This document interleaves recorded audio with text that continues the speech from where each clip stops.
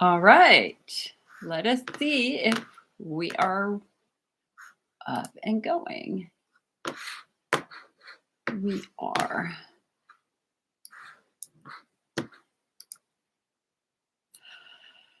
Woo, hello, my friends. My name is Jill Osborne. I am the president and founder of the Interstitial Cystitis Network. It is December 1st of 2024. It is officially the start of the holiday season. I think this is the first meeting I've ever done on December 1st. It feels good. It feels light. It feels like we're going to have a sweet, happy, calm holiday. At least that's what I hope for everybody. So, my purpose in doing this meeting is to bring support to patients who might be homebound, to patients who might be struggling with pelvic pain, bladder pain, prostate pain, pelvic floor pain, you name it. If it's below the waist, I want to help you. Now, I know that that's a really weird specialty. I never imagined when I was younger that I would be spending most of my life talking about bladders and prostates and valves. But you know what? Until it happened to me, I didn't really know that patients suffered.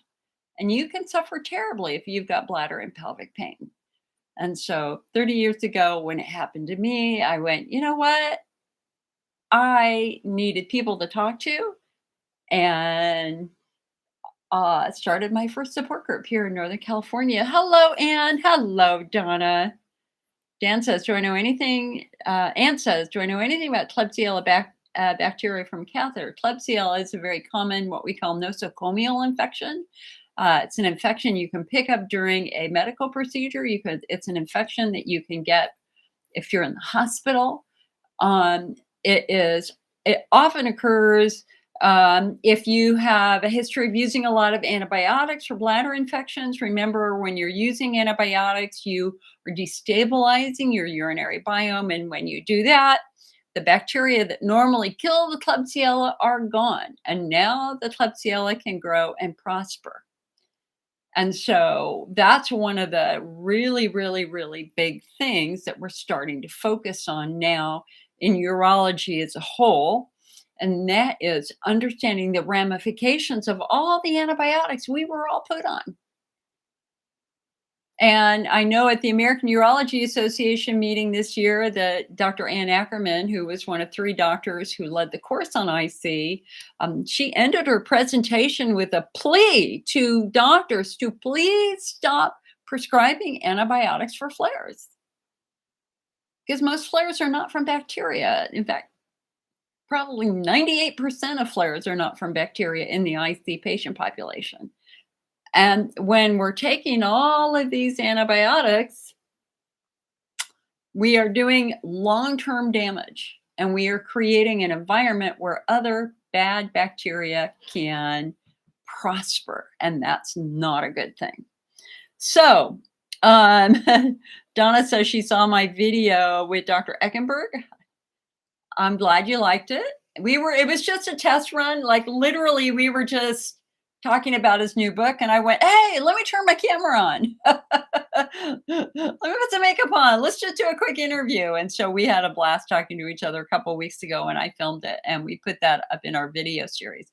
Dr. Robert Eckenberg is the nation's leading pelvic pain expert, in my opinion. He's an absolutely remarkable man.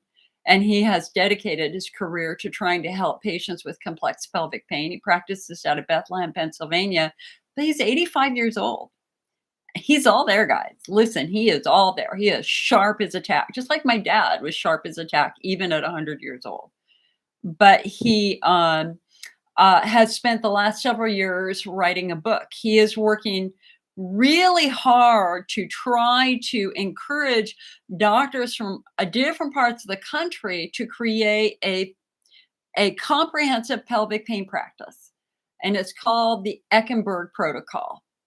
And so he has written a fabulous book that details the Eckenberg Protocol and all kind of the areas of specialty that he thinks doctors treating IC and pelvic pain need to know. And so this is kind of his, the height of his career, and the biggest goal in his career is to make sure that when he's gone, there are other doctors who can work with you directly and help reveal the cause of your pelvic pain. And so that book is available right now on his website, the Eckenberg Institute. The Eckenberg, just Google Robert Eckenberg. It's Echenberg. And says, my friend is in the hospital, cannot get rid of it. So Anne, with your friend with Klebsiella, she probably has a very drug-resistant form of Klebsiella. And so they should be doing what we call next generation DNA urine testing, PCR testing, to identify drug resistance genes. And this is when we have to boost our immune system. This is when we have to, I mean, guys, listen. I didn't do Thanksgiving this year. Listen, I am recovering from breast cancer surgery. It was ginormous surgery. And finally, thank God, my stitches have finally dissolved, like literally in the last 10 days. And so now things are slowly starting to feel better. But, I'm fragile. I'm just fragile. And I just could not go into a group of 30 people. The last thing I need is to get COVID and get sick. I'm trying to rebuild, and paying attention to our immune system is just so incredibly important right now as we enter the holidays, as we enter what will be a spike in RSV and COVID infections and things like that. So I hope that you guys had a really good Thanksgiving. I did. I actually went and bought turkey cutlets and I made myself a great little Thanksgiving dinner at home. That's good. I'm still eating the apple crisp I made. Oh, and that's great. Thank you, hun. Thank you. Okay, so like I'm feeling really good today.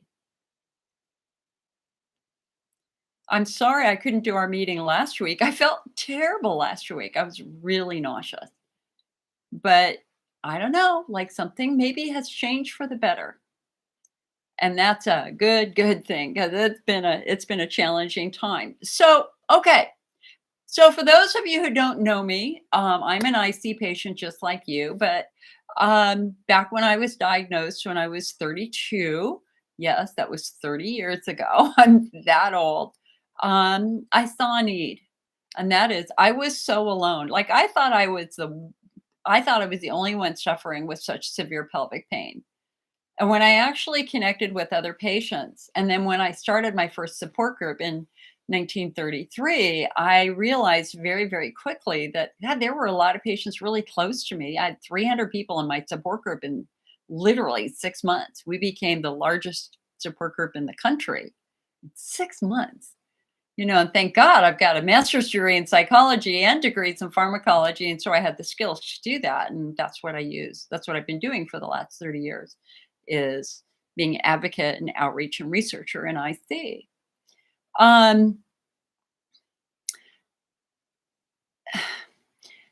It is so incredibly important that you know that you are not alone. It is so incredibly important for you to know that there is hope. I want to be a comfort to you. I want to be a source of love. I want to be a refuge. I want you to know that when you visit the IC network, when you come to my meetings, that I'm knowledgeable. I've got a team behind me. We're supported by research, but most importantly, we're a friendly face. This is where you get a cyber hug, and I really, really, truly mean it. I've spent a lot of time in the last couple of months as I've contemplated breast cancer, asking myself, thinking about death and things like that. And mine, they got it all, and I'm not stage 4. It's okay. But anytime you're diagnosed with cancer, you have these pretty big thoughts. And I've really had to think about, what do I want to do now?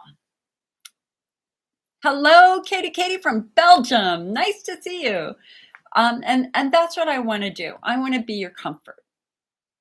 I want to be your comfort. I want to be somebody that you trust to give you good information, but I want to empower you to do additional research on top of what I say.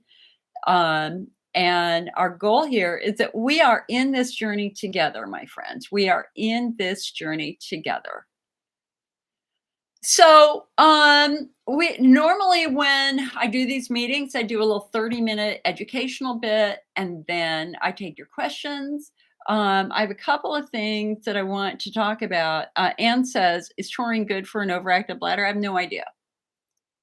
Honestly, I have no idea.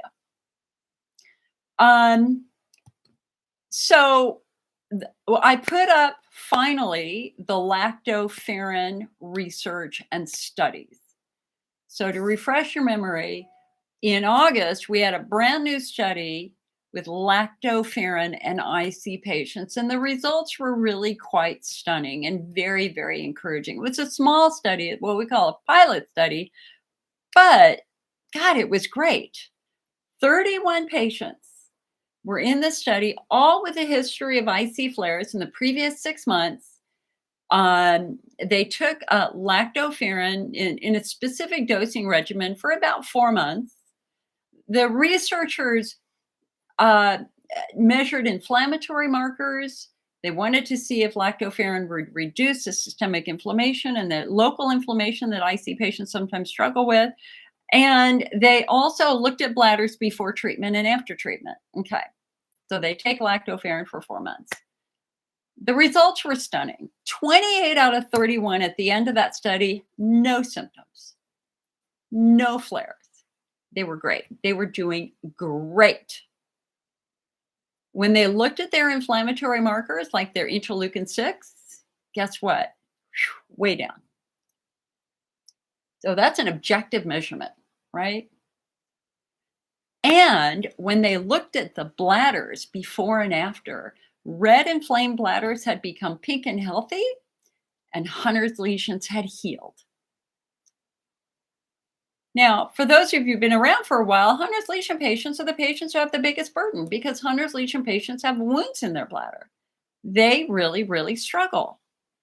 And so to have something that truly, legitimately can reduce Hunner's lesions when there are so few treatment options for them is really, really exciting. But it worked for patients without Hunner's lesions too.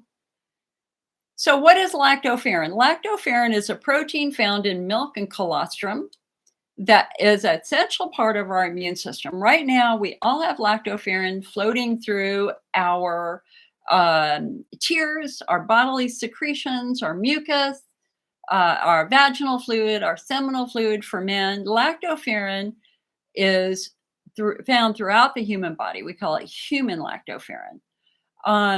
The way lactoferrin works is it binds iron and it prevents pathogenic bacteria, pathogenic fungus, and virus from growing. So lactoferrin is essentially the front line of your immune system. And the reason why colostrum is so important for newborn children is colostrum contains a massive amount of lactoferrin. So it helps to reboot and boot that infant's immune system.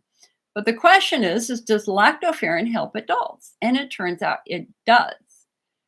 It even has anti-cancer properties. It has even been found to be helpful for patients with dry eye disease and Sjogren's syndrome.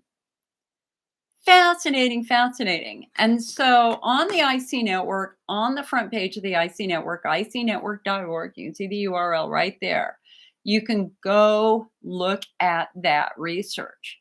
So the question then becomes, people are going to say, well, oh, look at that. She's just selling something. No, I'm not. I'm not.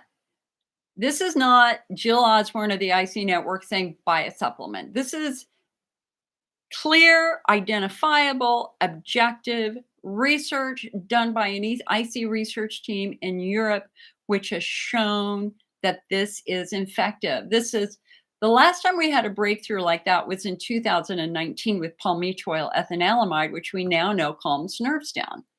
That's called Peora. We now have that as Peora.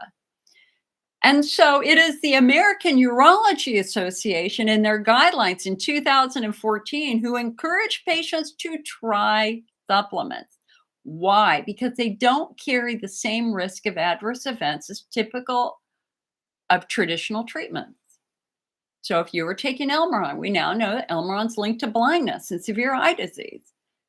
If you're doing Botox, the big risk of Botox is you might not be able to pee afterwards and may need to self-catheterize. You are doing neuromodulation, you always run the risk of a lot of surgical complications from that. And so the American Urology Association says in their self-help section of their guidelines, please try the supplements first because the risks are fewer.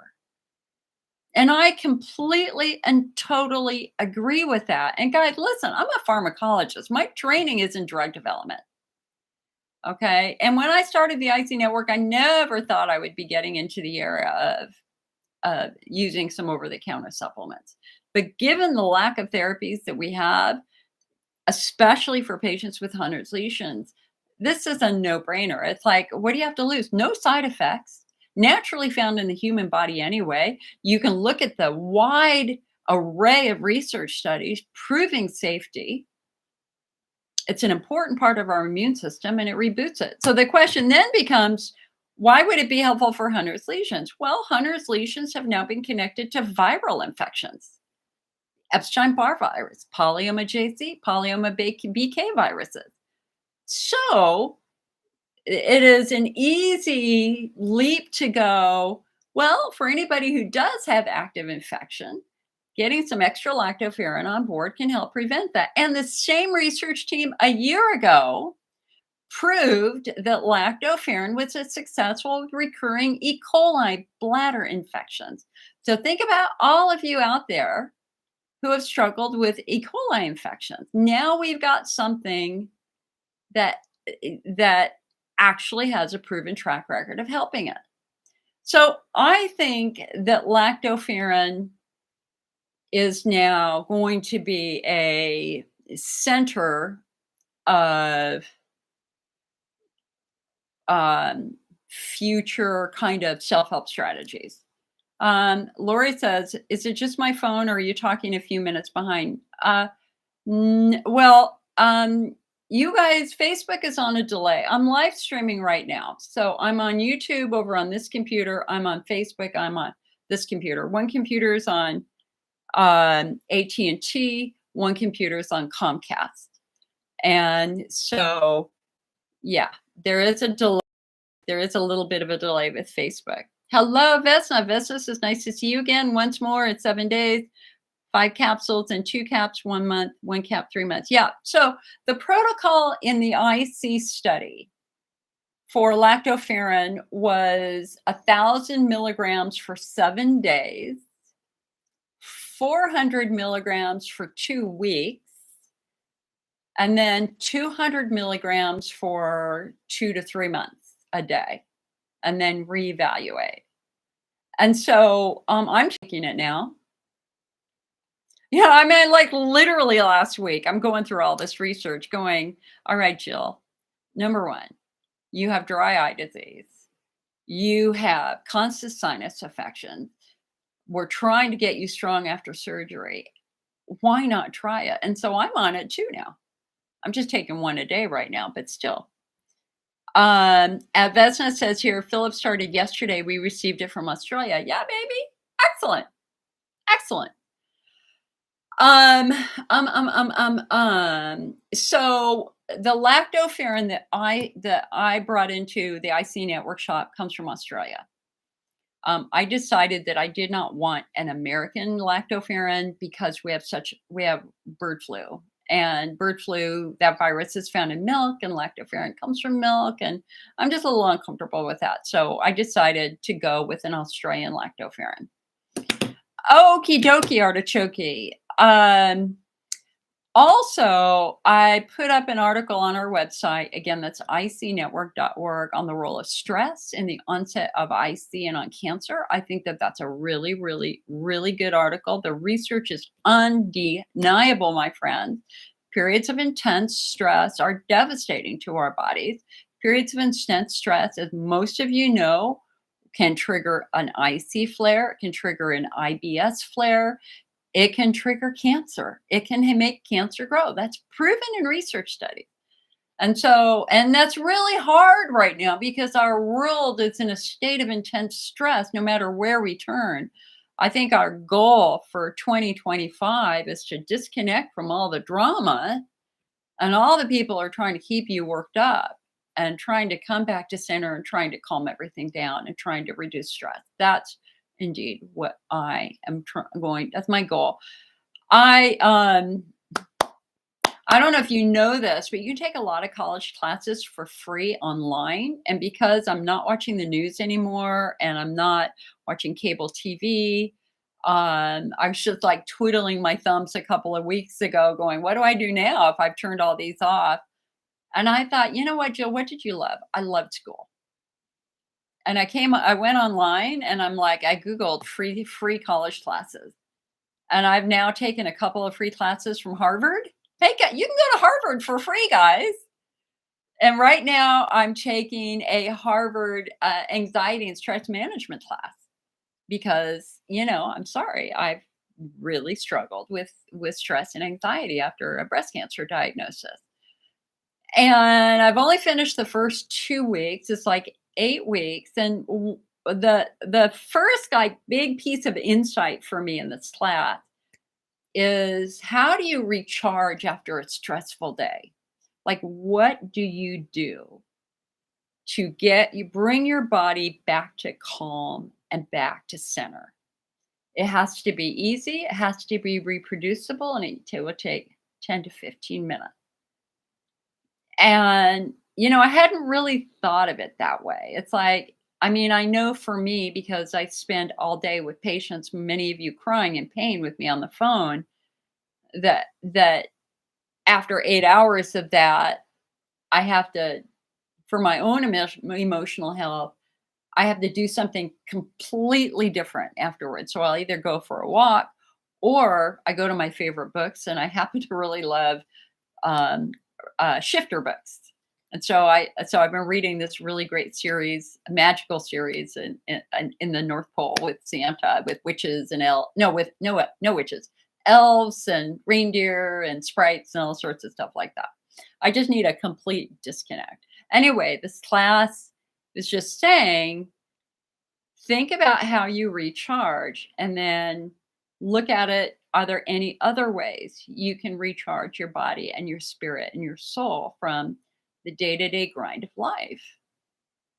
And it's got to be something that doesn't stress you out. It has to be something that, again, is fairly easy.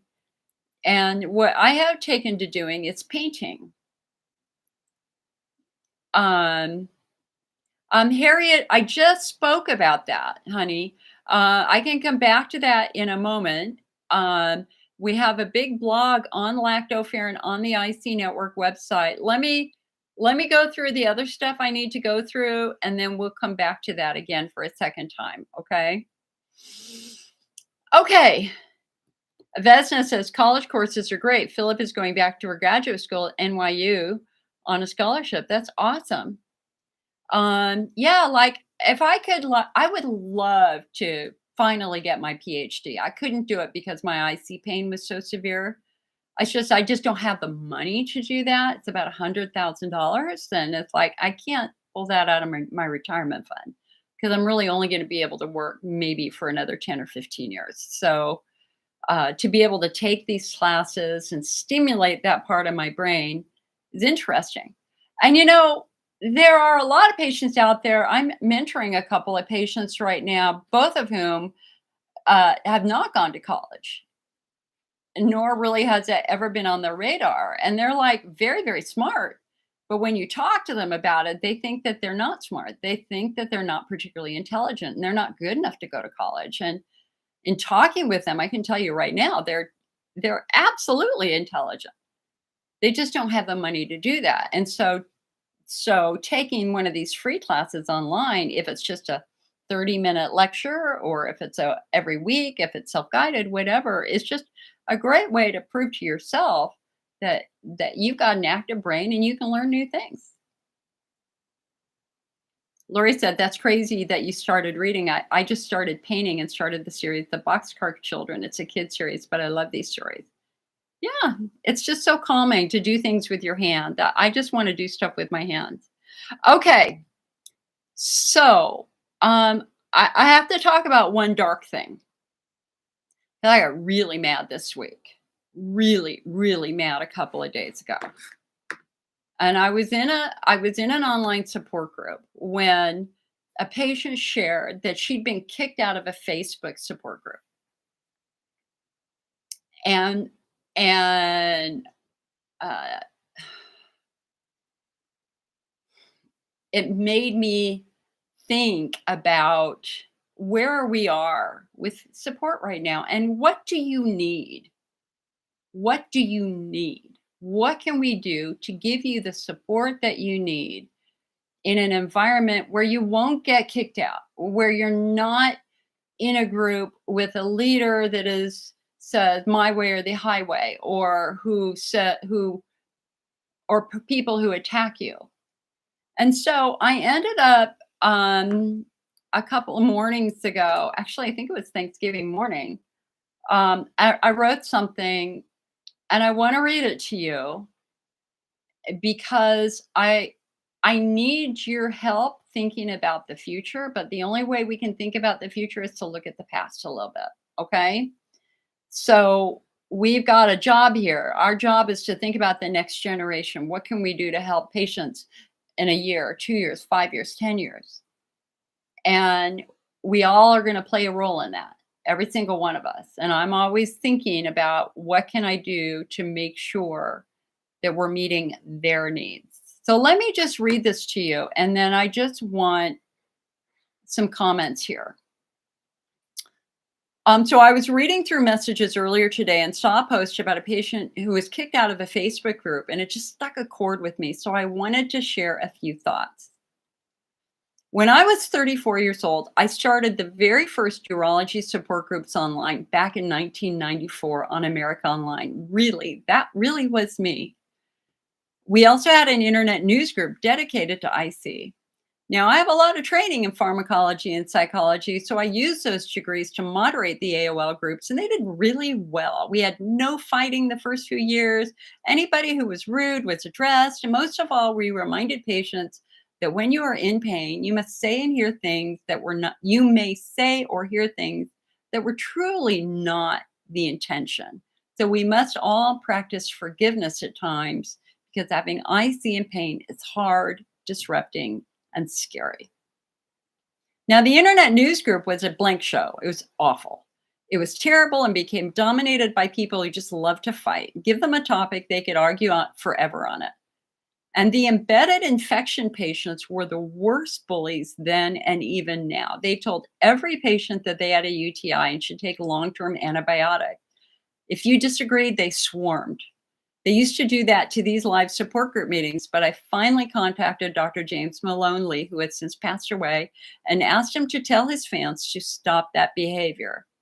I don't think he really understood what was happening back then. In any case, the IC Internet News Group died a slow and painful death and left a lot of hurting along the way.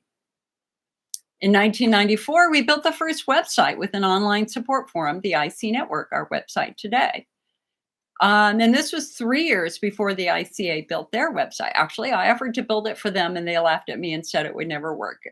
True story. That's exactly how the IC Network was born, because I went to them with my proposal to build an online support center and I got a lecture on knowing my place and they laughed. True story. So after the IC Network was built, we had 200,000 patients a month visiting our support forum. And I had a team of a dozen support group leaders who moderated that forum daily, trained by me. Tragically, our forum leader for the first 10 years, Diane, was actually murdered. And then Donna stepped in and ran it all the way up until this year. And unfortunately, she died this year of cancer. And our forum over on the IC Network website has well over 50,000 members. It's still alive and kicking. You can read and research more than 500,000 posts over there. But here's the problem. Patients don't go to websites anymore. Websites are the dark ages. Patients want social media and patients want videos. When Facebook started, many patients started their own support groups, and it became so cruel at times that when doctors visited to see what patients were saying about IC, they were stunned. We called it the wild, wild west of the IC movement. One man with IC was kicked out of one group because the leader didn't believe that men could get IC, despite research that had long proven that. But well, isn't that the problem with many of these smaller group leaders, is that they don't educate themselves with the latest research. And so much has changed in the last 5 years. As an example, if they aren't using phenotyping or talking about phenotyping in their group, they are uninformed. Now, the whole embedded infection theory that has been around since the news group has long been basically debunked. We have research that directly contradicts that theory, and more so that the long-term use of antibiotics destroy the urinary biome and allow pathogenic lactobacilli to potentially grow and dominate. If taking long-term antibiotics makes you feel better, but then your symptoms start again when you stop, then you're likely responding to the anti-inflammatory effects of the antibiotics. And even so, clearly, if the symptoms return, then the antibiotics are not addressing the underlying problem. Now, the lowest point on Facebook occurred when a patient died. Someone suggested that it was a suicide, and it became a rallying cry with hundreds of patients joining in that truly upset that patient's family. They called me and asked if I would step in and stop those discussions because it was not true. And they were so incredibly upset. And yet, when I reached out to the patient who had done this on Facebook, she said it was free speech and she could say what she wanted. I told her that his family comes first and she should respect their wishes. But they didn't do that. And that was the moment when I stepped away from Facebook support group Facebook groups. I mean, obviously, I'm here. I do live support group meetings, but I don't participate really in any of the Facebook groups. Number one, I just don't have time. And number two, I love working with patients directly one-on-one now. So, where should a patient go for true support when the online environment is so unpredictable? You've all been there. You've all been in groups. A lot of people have left group. Doesn't matter if it's an IC group or another health group. A lot of patients have left because they've been hurt. And listen, if you got a group leader who says, if you're not doing it my way, you're out. If you've got a group lead, somebody was telling me yesterday, for example, that she went into a Facebook group and said, I don't respond to food. I can eat any food and I don't flare. And the leader told her, well, you're not an IC patient, and kicked her out. Now, what I would say is, no, that was a patient with pelvic floor dysfunction. They're still an IC patient. They just have a healthy bladder wall. We now know that this is the majority of IC patients actually have a healthy bladder wall. Sorry. Okay. I'm sitting on a new chair. That's weird. So here's the thing. I don't think any patient should use social networking or a forum for their education. The fundamental flaw right now in every IC support group online, it doesn't matter if it's Facebook, it doesn't matter if it's Instagram, it doesn't matter if it's Reddit, is that we're different. Some of you have Hunner's ulcers and you have struggled with very, very intense pain. We now know that ulcers are linked to viral infections.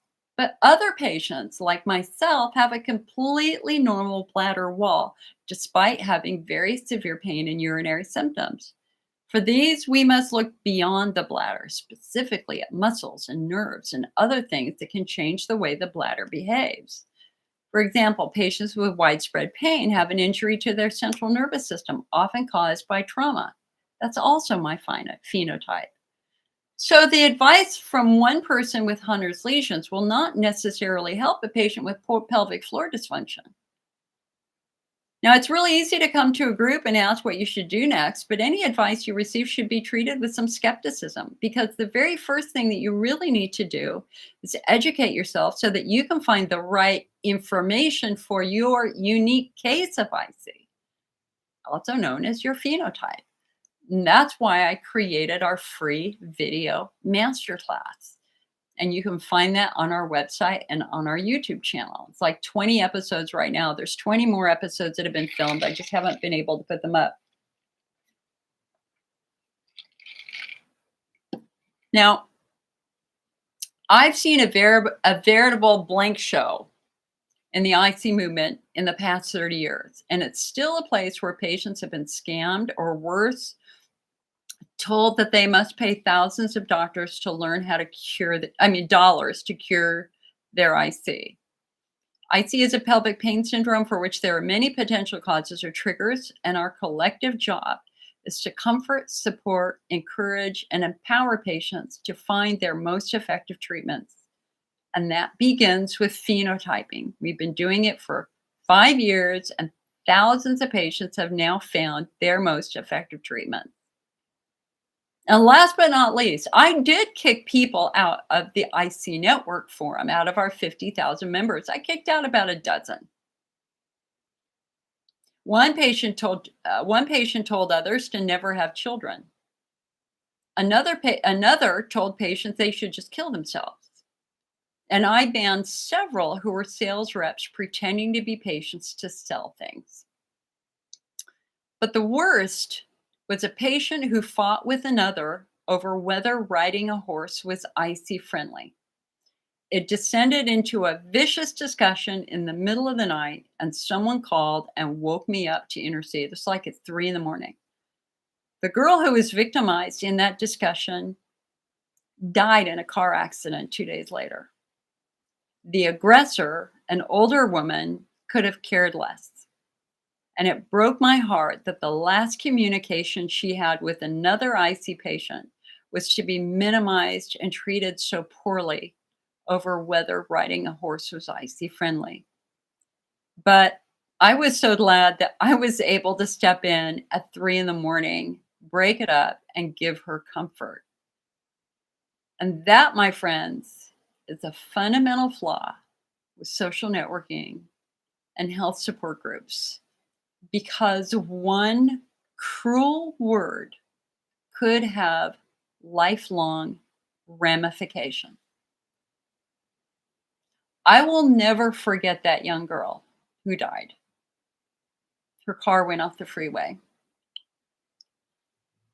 Her name was City. And she was a sweetie pie. And I will never forget the viciousness of this older woman who tried to break her down and did break her down literally over a period of 30 minutes in an online support group.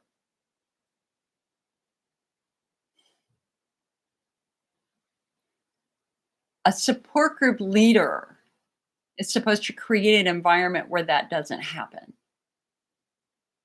And that happened on my website because it was in the middle of the night and I was asleep and my staff were asleep. But we got in there. I got in there. As soon as I heard about it, I got in there. I broke it up. I comforted those. I kicked the older lady. But it broke my heart that this young girl who lost her life was treated so badly online. And now, come on, girl, it's like 20 years later. This is happening every day in groups across the internet of people being mistreated, patients being mistreated. The internet brings out the worst in people because you're behind a computer screen. If you want to attack somebody, this is the culture we've all been taught. This is the culture the next generation has been taught. You can be mean. You can be cruel. You can say spiteful things. And that's why I don't think that support groups online are effective. You would never, when I was running our in-person meetings, none of that would have ever happened. I had 300 people in a room, 200 people in the room. I can guarantee you they would have been respectful, kind, supportive, and hugs. You put 300 people in a group online, I can guarantee you one person in that group is going to attack somebody else because they feel they can do that. They enjoy it. They get off on it. Some people love to fight. That's what that old internet news group taught us.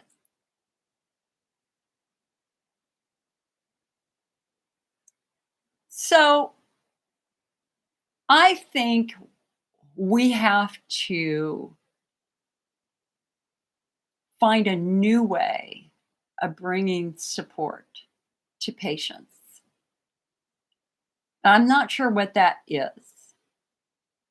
I just know that when I read the broken heart of a patient who was kicked out of a Facebook group, IC group, not again, I don't run a Facebook group. Um, I mean, this is our page. This is our business page. This is the IC network page. To hear her hurt and tears over something that was really random just broke my heart. And we now, in my opinion, have to create something new, something better, something comforting. I want the IC network to be a refuge. I want it to be a safe place for you to land. I want you to learn good things. I want you to make friends. I want you to try new things in an atmosphere of love and kindness and comfort rather than what we get on Facebook.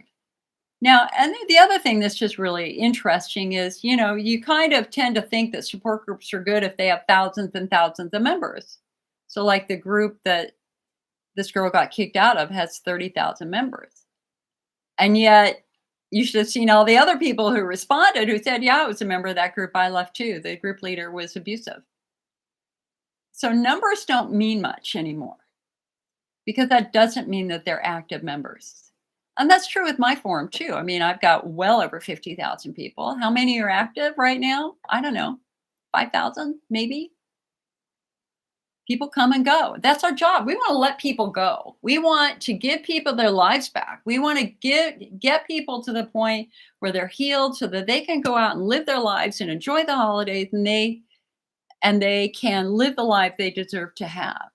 And so patients come and go, and that's perfectly fine.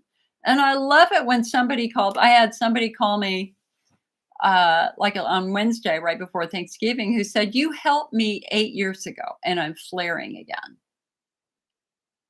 I get that almost every day. People calling and saying, hey, you helped me years ago. And I'm really glad that we can do that. So anyway, if you are in a group and you are uncomfortable, it is not making you feel better. It is making you feel worse. If it is scaring you, don't stay there. We said from day one, and remember, I have the most experience of anybody online running a support group by far, because it's been 30 years for me. From day one, patients who are struggling with depression, patients who are struggling with anxiety, we told them, do not get online. Don't come to our group. Don't go to any other group. You have to nurture your soul right now. And that's offline. Get outside, get in the sun, walk, read, learn. What we don't want you to do is sit reading scary things online in groups all the time. Remember, too, that you might be a pelvic floor patient reading a post from somebody with severe Hunner's lesions. And you're going, oh my God, is that going to happen to me? And the answer is no, it's not going to happen to you.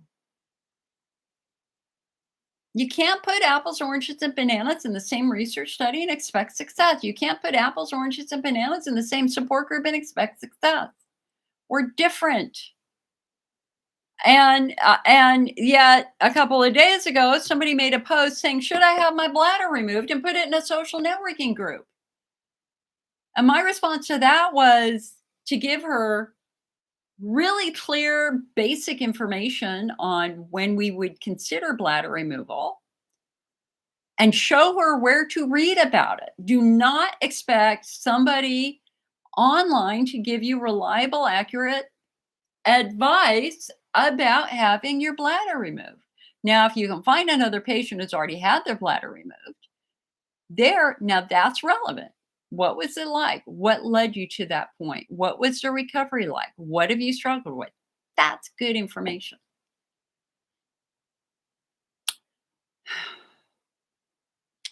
So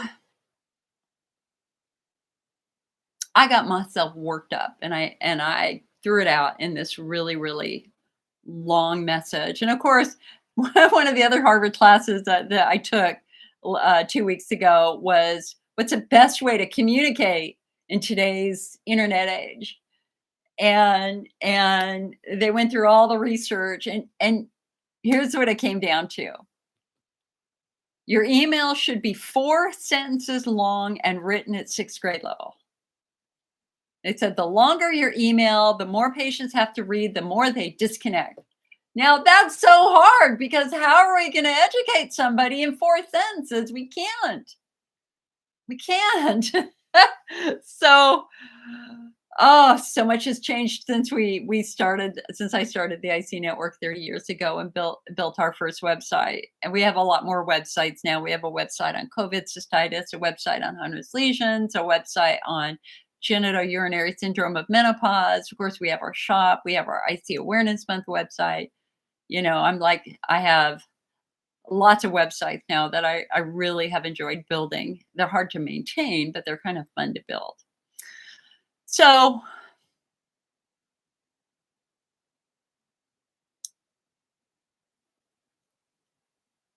what are we going to do next year? What should we be doing in 5 years for support? I want you to really think about it and help me because I really feel like social media right now is doing a lot more harm than good in many situations, and it has certainly harmed some patients. And yes, this support group meeting is on social media. I'm talking specifically about groups. All right, Rebecca says, how much chondroitin sulfate should be taken to help with the gag layer? You just look at the manufacturer's recommended dose. So with Bladder Builder, it's 4 capsules a day. We don't have a direct study. So let me take a step back here. Okay, so because I want to explain this to you guys fully. So remember, we have phenotypes, right? So we're not all the same. Patients with Hunner's lesions, chondroitin is pointless. Patients with pelvic floor, chondroitin is not going to help their bladder, but it might help their muscles and joints. We'll see. Glucosamine and chondroitin. Chondroitin supplements and liquid chondroitin you put directly into the bladder as an IC treatment is ideal for patients with estrogen atrophy because they don't have that nice thick gag layer that they used to have because their estrogen levels have dropped, or patients going through chemotherapy. If you put a little bit of extra protection in the bladder, then the chemicals of the chemo aren't necessarily going to irritate the bladder wall. And so liquid chondroitin, known as Uracyst, is a common treatment for a common bladder installation for IC in Europe and Canada. And it has been since the late 1990s, early 2000s. Of course, the fundamental flaw with the bladder installation is you have to have a catheter through your urethra to deliver the meds. And that is more expensive and that irritates your bladder, your urethra, et cetera, et cetera. And that's exactly why Elmiron was invented. The people who invented Elmiron were looking for a way of delivering a bladder coating orally so they wouldn't have to do a bladder installation.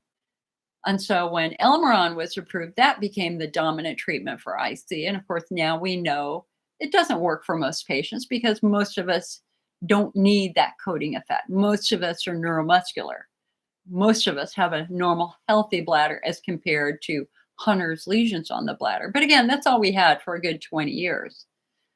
So when Elmiron came out with this tragic issue with eye disease and blindness, we had to look in another direction. And it was Dr. Theo Harides, who's a major federally funded IC researcher. He was originally in Boston.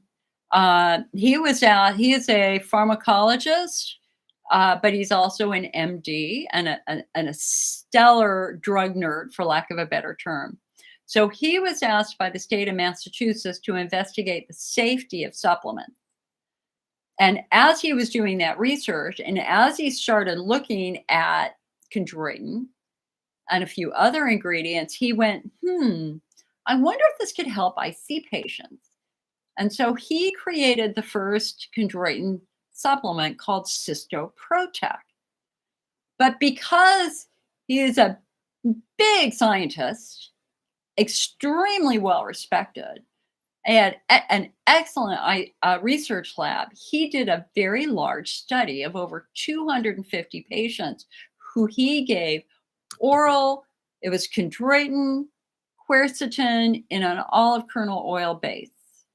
And then he added hyaluronate to it about a year later. Okay.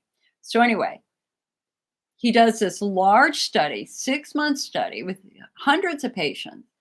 And his study proved that chondroitin taken orally helped reduce our symptoms.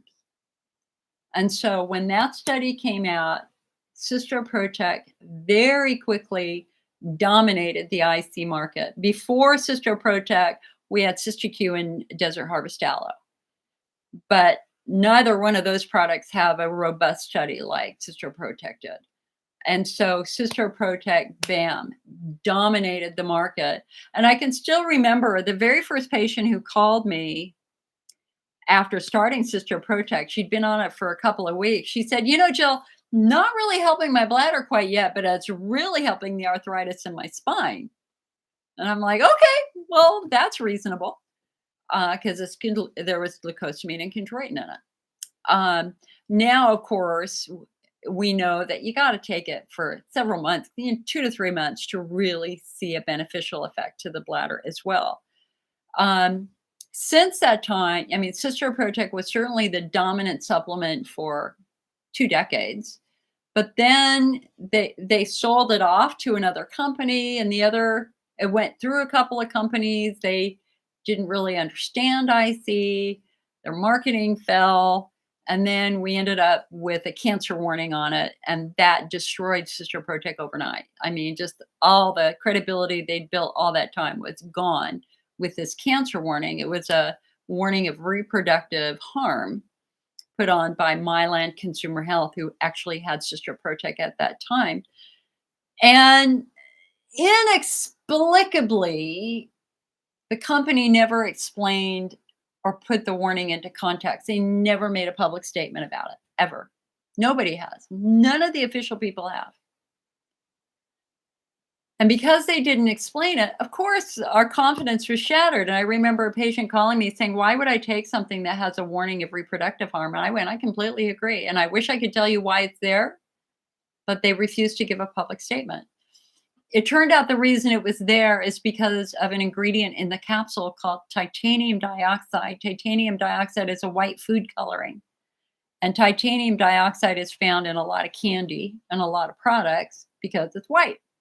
But it is actually banned now in the European Union and most of the world because titanium dioxide nanoparticles travel throughout the body, including to the brain, where they damage cells.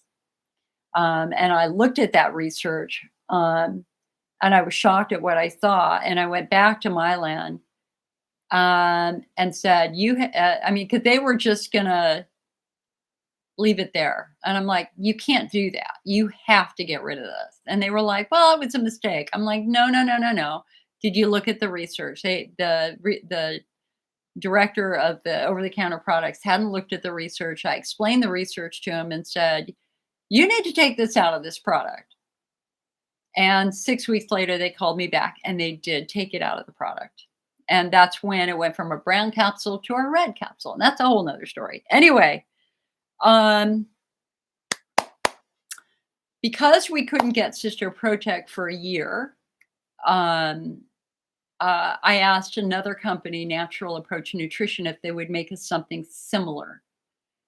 And they were like, sure. And so that's why we have Bladder Builder and Bladder Rest and Cystomend. And those now are the leading products, especially Bladder Builder in the IC world, because it has even more ingredients in it that are helpful, like PEA to calm nerves down.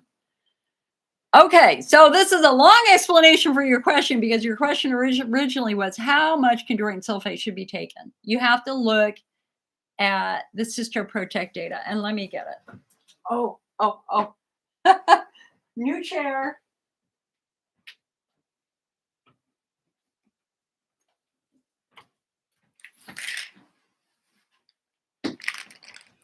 You know, I totally tweaked my SI joint. Ow. And so all my pelvic floor muscles down there are really tight. Okay, so this is 300 milligrams in 2 soft gels. So your total would be 600 milligrams of chondroitin sulfate. That's the best number that I can give you. All right, and you can buy. So Cystoprotect, they were affected by the hurricane. So we still sell Cystoprotect at just kind of a smaller level. But the hurricane that hit Tampa a month ago was devastating, and they couldn't do their production run. So I'm out of Cystoprotect right now, but I will have it on Thursday. It is on the way to us right now. So we probably have a couple hundred patients who get it every month. They like it. They like it more than the Bladder Builder. We'll see. Beverly says, can drinking Ensure that has an 80% of the vitamin C daily dose irritate your bladder? Absolutely. You know, the problem with drinks like that isn't just the vitamin C, it's they often have Splenda in them, stevia in them, and other artificial sweeteners in them that will irritate the bladder wall. And so it's been very hard for patients to find a good drink like that. I mean, the one thing you could do is you could take some Pre-Leaf. The sponsor for this meeting is Pre-Leaf, the oldest supplement out there. Pre-Leaf is a simple calcium pill that reduces the acid in your stomach and in foods you're eating so that they don't irritate your bladder. A lot of people take Pre-Leaf to Thanksgiving because they know they can then eat grandma's lasagna if they take a couple of tabs of Pre-Leaf with the meal, and that will reduce the acid irritation. So Peggy said, how long can you take PEA for? I read you can only take it for 3 months. Is this true? Because it's really helping me. You know, the long-term data for PEA, palmitoyl ethanolamide is, I mean, they've been studying it for like 20 years now. Let me see if I can find a study on that. I take PEA. I've been taking it off and on for the last 3 years, and it has helped me with all of my skin sensitivity and nerve pain. I mean, my life is transformed because of it, because I used to struggle to sleep because I kept feeling like I was being poked by pins. That's called small fiber polyneuropathy, and that really kicked in. I started feeling that in my 20s, but man, after I went through menopause, woo, it got much, much worse. And I thought, what the hell, I'm going to try the PEA. And all that skin sensitivity is gone with PEA. Interestingly, also, the response is what we call durable. That means after you stop the medication, the effectiveness lingers on for a significant number of time. So, Peggy, what I do is I will take Pre-Leaf for a month or two, and then I stop for a month or two. And once I feel my skin starting to get a little prickly, then I'll start it up again. I think it's really helped with the skin sensitivity for my incisions. If you see me rubbing here, it just means that my incisions are talking to me. Feels better when I rub them. Donna says, why are bladder installations only temporary? Because a bladder installation doesn't fix anything. A bladder installation manages symptoms.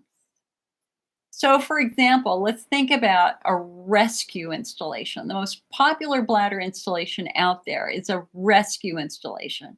It's a combination of heparin and lidocaine, or it might be Elmiron and lidocaine, or it might be heparin and marcaine. But anyway, there's a coating ingredient and a numbing ingredient. And so the reason why we call it a rescue is it can rescue you out of a flare. So most patients who get a rescue, they walk into the doctor's office in pain, they walk out of it free of pain. And that pain that will last for hours, maybe 24 hours, 36 hours, somewhere in there. And then eventually it wears off again. But kind of the theory behind this is you're coating the bladder temporarily with the heparin and you're turning the nerve off.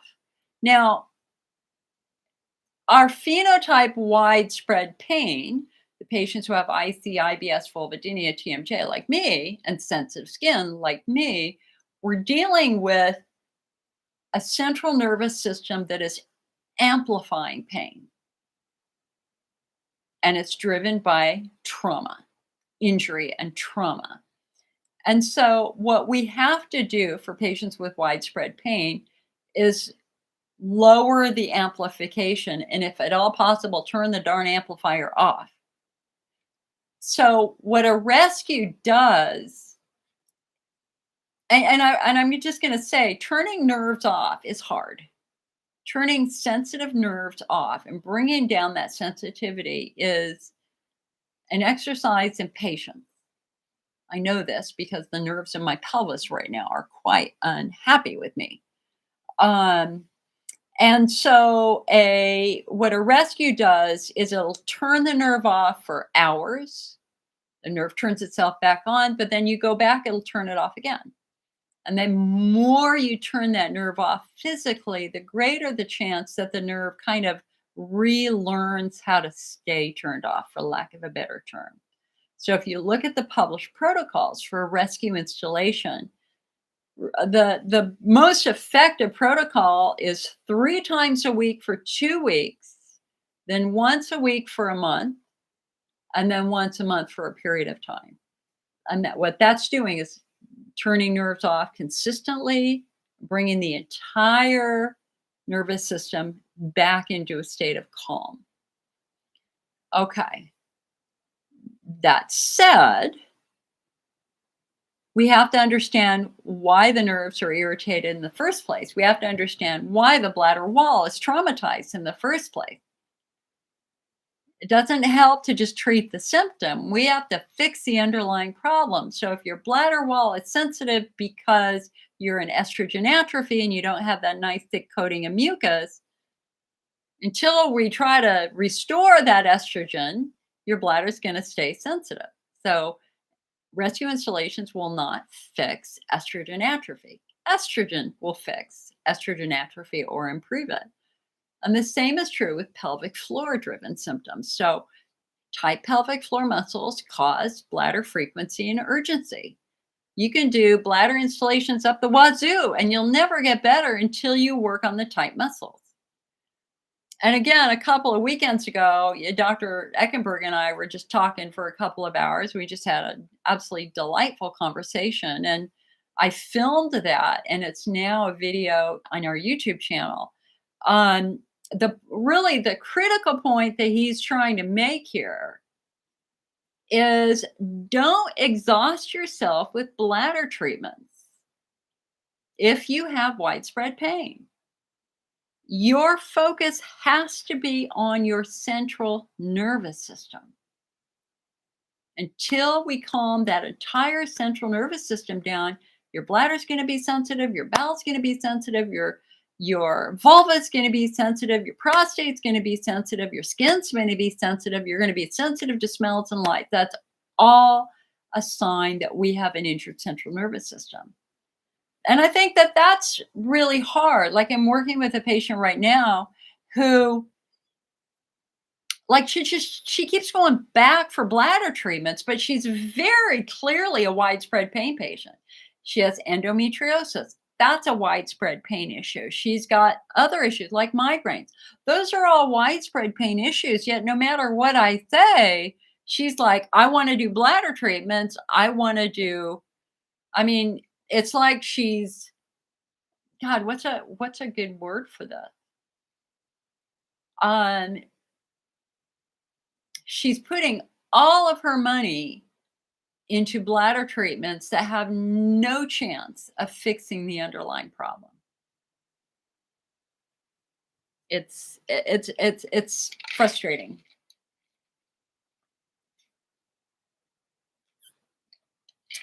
Okay, here, hold on a sec.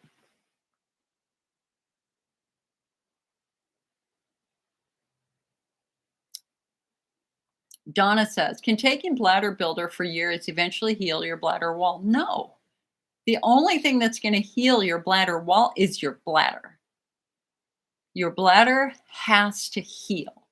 It has to repair damaged cells. It has to reproduce mucus. No foreign substance will do that for you. Only your bladder can do that. And that's why I say your job is to create an environment to support healing.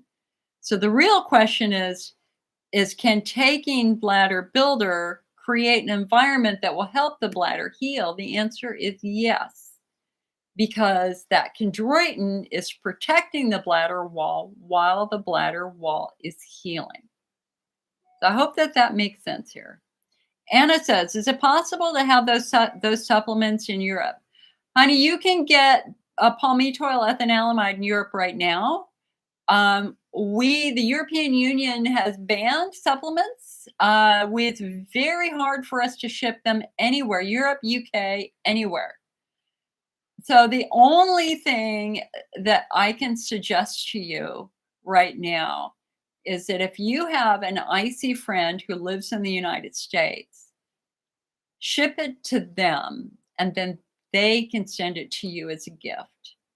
When we ship it, we have to do a customs label that discloses what it is, and it gets returned to us. And that when we might not get it for 3 months, and then somebody's waiting for a refund. Half of them get lost. Oh, it's a nightmare. I have an Amazon UK account where I have labeled products in the United Kingdom that are similar for patients that they can get through Amazon UK, but it's very hard for us to ship supplements. Also, just so you know, the US mail has just stopped shipping anything to Canada because there's a mail strike in Canada. So we cannot ship anything to Canada right now by regular mail. And of course, regular mail is the cheapest form. We can ship by UPS, we can ship by FedEx, but it's hella expensive. Like 3 times the amount you would pay. So somebody needed bladder builder and they wanted to buy 4 bottles or something like that. And the shipping was like $75. And it's like, just wait, listen. The Canada strike, they have got to settle it in the next couple of weeks because they're going to have an entire country rebelling that grandma's not going to be able to ship their Christmas gifts and their holiday gifts. So just wait a week or 2 and let's see if we can get this Canada strike settled. So yikes. By the way, guys, guess what I found? I have a free gift for somebody. Hold on.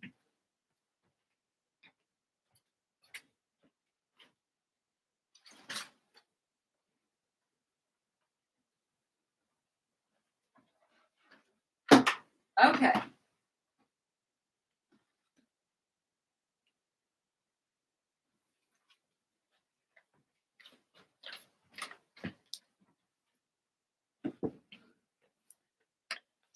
So, my friends, you know, we always, for several years, at every meeting, I gave something away for free. But, we are a small business and times have been tough. So I've had to slow that down. But look what I've got here. Healing the pain down there, a guide for females with persistent genital and sexual pain. This was produced by a team of pelvic pain experts about 7 years ago. Robert Eckenberg is on this team. These are CDs, or no, DVDs. And I found 2 of them in my shelves. So I'm not going to sell them. I'm going to give them to 2 of you today. If you email me, icnetwork@mac.com, icnetwork@mac.com, with your mailing address, but you have to be in the United States. Well, no, I mean, it would be really expensive for me to ship these overseas, guys. Probably be $25. And I'm at the end of the year. Okay, so I'm going to limit this to patients in the USA. If anybody wants one of these healing the pain down there DVDs with a really good workbook, and and remember, these are the guys who were leading our insight into understanding the muscles and everything else. So icnetwork@mac.com. If anybody wants one, I will give it to you as Christmas gift. Also, listen, I love Christmas cards. I love sending Christmas cards. I love getting Christmas cards. Anybody out there want to exchange Christmas cards? Email me and I'll send you my address, and I'd like your address. And I'll send you a Christmas card because I just like doing, I already have them. Really cute Christmas cards. I'm ready to send Christmas cards, my friends. All right, let's see here. So Peggy says, may I ask how many PEA do you take in a day? I take 1 to 2. And you stopped it for 2 months. You can start again. Yeah. I will either do 1 or 2, just kind of depending upon how I'm feeling. I did 3 a day after my surgeries. When I had my gallbladder removed last March, I'm completely convinced that's what made it so easy to respond to that surgery, was the PEA that I was taking, because we have research proving that it helps with surgical pain. Not as helpful for the mastectomy. Maybe it has been, but the mastectomy was much bigger surgery. And so, but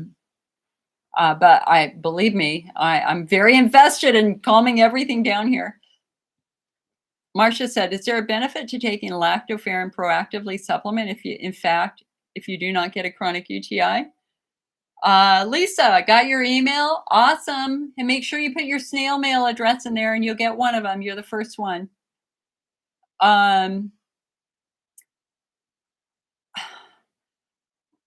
Marcia, I will tell you, as I went through the research, and I would encourage you to go through the research. I'm like, wow. The research is just so good with respect to just boosting our immune system in this time. Carol, got your email too. All right, Lisa and Carol, get them. Awesome. I will send them out tomorrow, right out to you. I just, as I was reading all this research and writing this paper, going, Jill, come on, girl, give it a shot. I was curious to see if it would help with my, I get sinus headaches every now and then, and I have dry eye disease, Sjogren's syndrome. It's like, that research is good, but most importantly, it's the anti-cancer effects. I mean, there's good research showing it helps with cancer. And since I, had breast cancer, emphasis past tense, since I had the mastectomy, and technically it's gone now, but I am terrified that it could come back. And so that was one of one of my motivations for bringing lactoferrin into my daily routine. Donna said, how does amitriptyline work? Amitriptyline works. Amitriptyline is a low-dose antidepressant that acts to calm nerves down. It calms nerves down. And so amitriptyline is recommended in almost every pain management program. Doesn't matter the type of pain you have. The goal here is to reduce the amplification of pain. The challenge with amitriptyline, there are a couple of challenges with amitriptyline. Number one, it's got a ton of side effects. Dry mouth, dry eyes, weight gain. We call it the Elevil 20. Just you start snacking when you're on these meds. And the weight gain's real. I gained 20 pounds in 3 months when I took amitriptyline in God, when did I take it? I think I took it in 1994. No, I was still working. No, I took it in 1992. I mean, I was still working at my old job. And I would go to work and I'd be like in this really weird haze. Because it's sedating, and it's really hard to be a fund development director for a nonprofit when you're just like, kind of doing this all day. And that's what the antidepressants did for me. That was my last job before I did the IC network. I did fund development for a big nonprofit. I also sat on the boards of several nonprofit organizations and, worked for the feds and did stuff like that. The biggest problem with amitriptyline is that it is a tricyclic anticholinergic medication, which means it's linked to dementia and cognitive decline. And we have research in the last 10 years that shows that if you take a lot of anticholinergics every day for 3 years, that increases your risk of dementia and cognitive decline by like 50%. And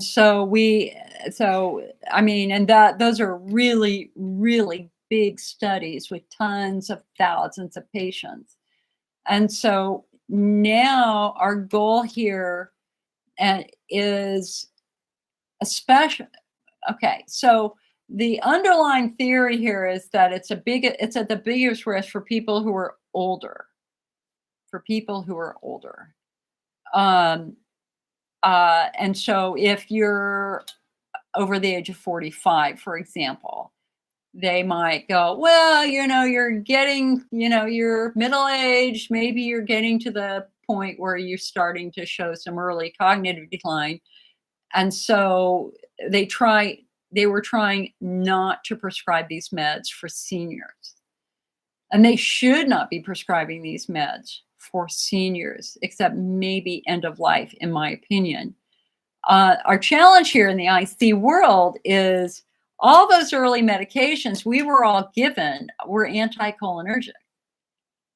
So the Elevil, the amitriptyline, the imipramine. I couldn't do Elevil. I did it for 3 months. Terrible. Massively screwed my heart up. Even today, 30 years later, I still have heart issues from 3 months of Elevil. They switched me to nortriptyline, then imipramine. Terrible meds. They will often give you medications like oxybutynin. Those are strong anticholinergics. So you think for that patient who's taking an antidepressant and one of these splatter meds, throw in Visceral, the antihistamine, that's 3 anticholinergic medications. And many patients have taken those daily for years. And, I can always tell when I'm working with a patient over their phone, I can tell by their voice. Some are very, very sedated or in a state of decline from all these meds. And so today, if you look at our guidelines, they're not recommended anymore. The only recommended in the American Urology Association guidelines for IC is physical therapy if your muscles are tight, and making sure that Hunner's lesions are treated correctly if that patient has lesions. For all the other medications, from the Elmiron to the amitriptyline to Botox, all those that the AUA guidelines say, and this is a flaw with the AUA guideline. This is a point that I have to pick with the AUA, because what they say is that it is a responsibility of the physician to inform the patient of the risks, and the patient and the physician must discuss the pros and cons before making a decision to go on to something like an antidepressant. And of course, my response back to that is that doesn't happen. Well, they used to write out prescriptions. They don't do that anymore. They put the prescription in the computer and send it on its way and say, oh, I sent you a prescription, take it. They don't explain these things anymore. And so I think, and especially now, we have less and less time with our doctors. And most of that appointment is filled with the doctor staring at their computer. They don't even look at you. They don't even touch you. They don't even examine you in some cases. I remember I went to a physical therapist. They didn't even touch my body. And I'm like, girl, you're a physical therapist. Aren't you going to examine me? And she was like just staring at her computer. It's like, would you touch this? Tell me if this is normal. I mean, like, that's the trend right now in healthcare. And so understand that, again, like we talked about earlier, you can't rely on social media for your education. You have to invest time in reading about this stuff and watching lectures like this or videos like this, where I can at least try to educate you on this. Because the risks outweigh the benefits for many of these treatments. Another thing you should know is Cipro. Cipro. How many of us have taken Cipro for a simple bladder infection or for a sinus infection? You're thinking, hey, people ask, what's the best antibiotic? And people online are going to say Cipro. And you take the Cipro, what happens? Aortic aneurysm, ruptured tendons. One of our top IC people out there has an aortic aneurysm right now from the years that she took Cipro. I'm not going to say who it is because I don't want to violate her privacy. But now they're always monitoring her, this aneurysm on her aorta that will kill her if it ruptures. So it's very, very important. I mean, the system is stacked against you. Your only way of getting the best treatment is if you take your power back and read and educate yourself. And like, I've got this masterclass on IC. It's free, guys. There's 20 episodes. I've got 20 more episodes to put up. Just cancer stopped me from doing that. But I've got them. They're all filmed. They're all ready to go. You've got to come to our websites and read. And you know what? I have another bone to pick. If you don't mind, bone to pick. Listen, you go to any group and they're not telling you about phenotypes, leave. They're outdated. They're completely outdated. And I am shocked. So here, every top IC doctor now phenotypes. And we just had a new study published which showed that phenotyping works. That there are patients with systemic problems who need systemic therapies, patients with local bladder wall problems that need local therapies, and they don't mix. They don't mix. And yet there is another patient organization out there that isn't educating people about it. And come on, we've been doing it for 5 years. It's central to the diagnosis and treatment of IC is understanding what group you belong to. If you go to any group that says, hey, you can do bladder installations, you can do physical therapy, you can do antidepressants, and they don't put into context with phenotyping, leave. They don't get it. They're not paying attention to the research. And the research is working. Thousands of patients have gotten better treatment in the last 5 years because we are phenotyping them now. It's working. And it's what I'm doing every day now, honestly, with patients who call. So for those of you who don't know, I do coaching also. I mean, you can call that phone number on any day, and there's a very, very good chance I'm going to answer that phone number, and it's free because my staff, if you do the patient education, I mean, we've got 3 lines. There's a shop line that's answered by my employee, Heather. There's our corporate line, and then there's our patient education and support line. I answer that phone. There's a very good chance you can call and just ask me questions. It's free. And it always has been free. It's the best part of my job. The best part of my job are finding patients who are young, who think it's their fault and telling them it's not their fault because I get to say to them what I needed somebody to say to me in my 20s. Okay. But for patients who want to spend a lot of time talking, like an hour or more, I ask you to sign up for coaching if you can. It's $50, and I end all those conversations. I don't ask for money. I just say, listen, if you found this helpful, please consider becoming a member of the IC Network. You've got our magazine, the IC Optimist, or make a little donation. I never go back and look, but hopefully my time has value on the phone. I mean, we've helped hundreds of thousands of patients in the last 30 years, and we continue to do that. I just right now, I'm very focused on one-on-one encounters. I don't have the time to go into every group online and post. I did that for decades. I don't want to do that anymore. I'm much more interested in working with patients one-on-one. Okay, hold on a sec. As Renee said, yeah, they don't do it. They don't inform you the risks of treatments. They don't inform you that, hey, you're thinking Botox? Because hello, Botox is a hot topic on the internet. Yeah, I tried some Botox. They don't tell you, well, if they accidentally inject the nerve that controls your ability to pee, you might not be able to pee for 3 months. Are you prepared to self-catheterize? If you're not, don't do Botox. They don't tell you neuromodulation InterStim. Hey, man, thousands of adverse events filed with InterStim since it's been approved, including fatalities. You got to do your research. Renee says Cipro can be dangerous. One friend got multiple sclerosis from it, woke up the next day and couldn't walk across the room. Jill, you're correct.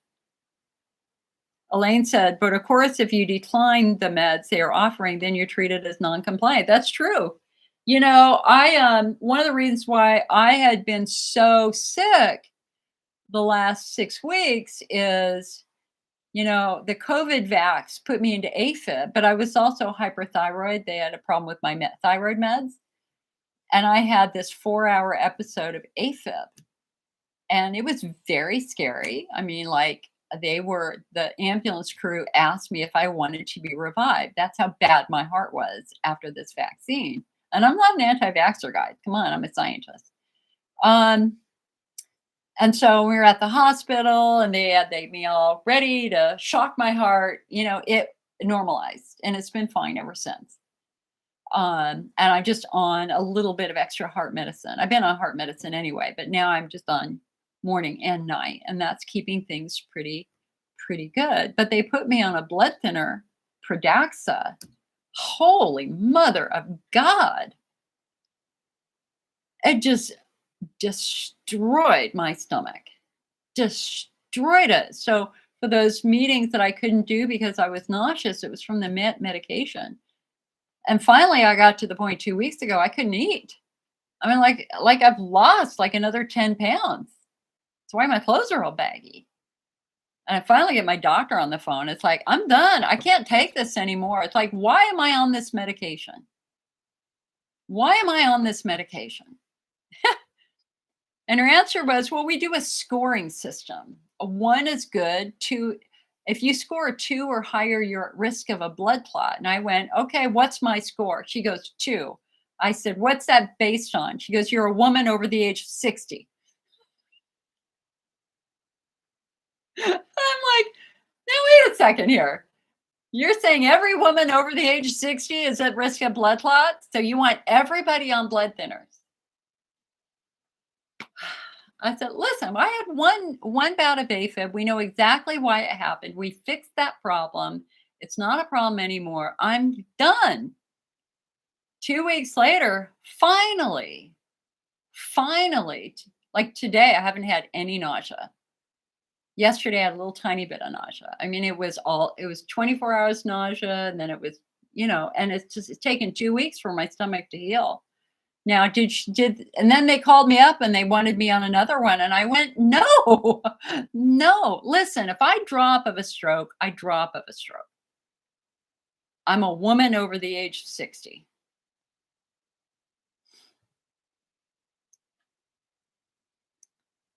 You know? But I'm not gonna sacrifice my quality of life to enrich a company that's destroying my stomach, and if you can't eat on a med, you can't it's terrible. So anyway. So am I non-compliant? Yeah, they probably put me down as non-compliant, like, I could care less. I need to feel good. Renee says pelvic therapy worked for her. Rebecca said, "What about cimetidine long term? Is it linked to dementia?" That's a good question. I don't know. Let's see.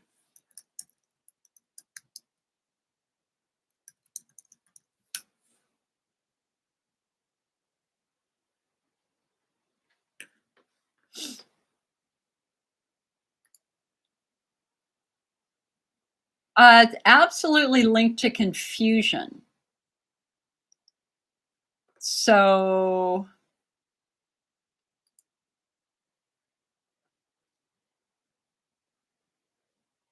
cimetidine is used for heartburn, indigestion, and ulcers. If you're an older adult, take this medicine. It can have side effects like confusion, even at regular doses. You know, one of the things that I learned early on. Oh, wait, Sharon goes, the vaccine gave you AFib too, and you had to have an ablation? Girl, was that not some scary? I didn't have the ablation. I mean, it only happened once for 4 hours that night. 12 hours after I had the vaccine, I woke up in AFib and I was shaking like a leaf. And Sharon said it was, yeah, oh my God, I'm just giving you a hug right now. Hug, hug, you know. And you know what was crazy? I was in the ER with the cardiologist as they were getting ready to shock me. And I'm at the National Library of Medicine, and I'm literally reading them the AFib COVID vaccination research out loud. And they're like, "Oh, we didn't know that. We didn't know that." And then the most important thing is the more vaccines you have, the greater the risk of AFib. You passed out twice within hours of getting it. I came close. That's why I called 911. The room was swimming. But I was also hyperthyroid. And Renee says here she's hyperthyroid. Hyperthyroidism also is linked to AFib. So I was being over medicated with thyroid medicine. So it's important, Renee, that you have a talk with your doctor about that. Sharon, girl, you're the second person I've talked to that's gotten AFib after the vaccine. Sharon said 60% of all the women who got the Johnson & Johnson got AFib? And I got the Johnson & Johnson vax. No effing way. Peggy says, will I take the vaccine next year? Absolutely not. They told me not to do it.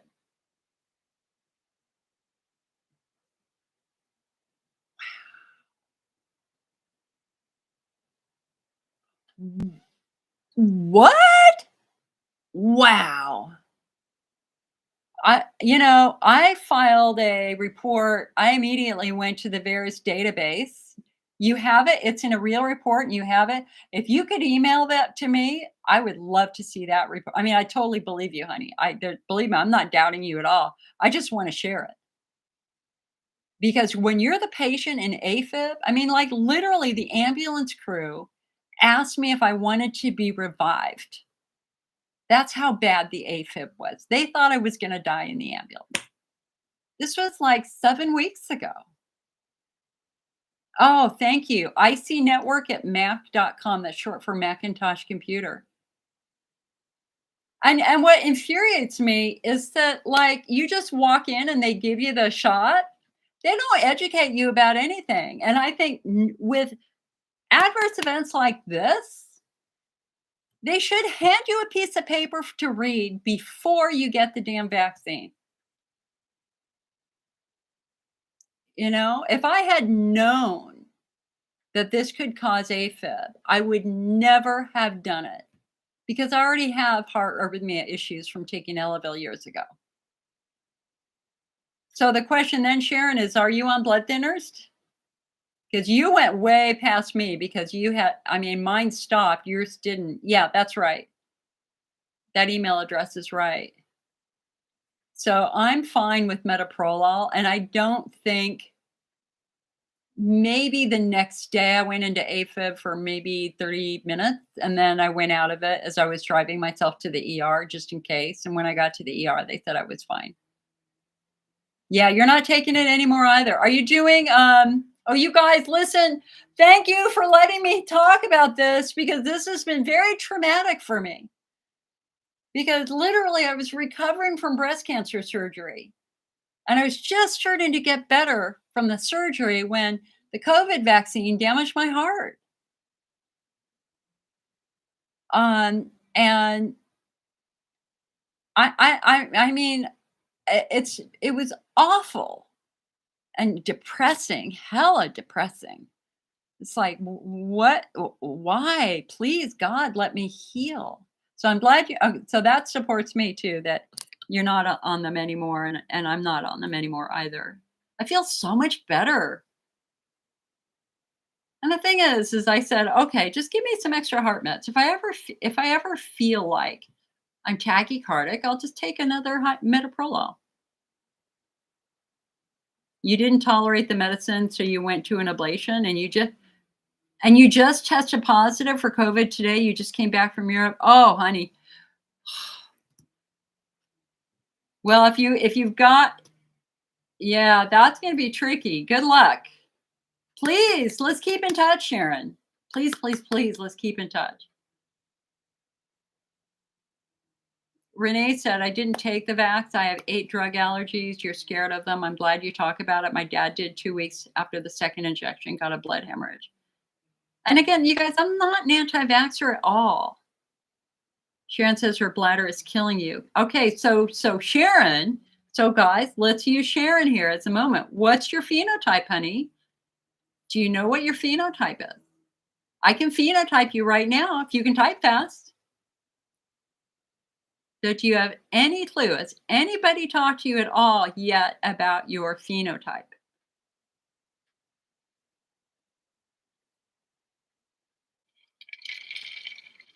You guys on YouTube, you're being so good. Business says, does anybody who has been in a hyperbaric chamber 2 times daily, that is a proposal from our doctor. Philip doesn't have enough time to go 30 times. I mean, there are a lot of different protocols for hyperbaric oxygen. Some once a day, some once a week, some twice a day.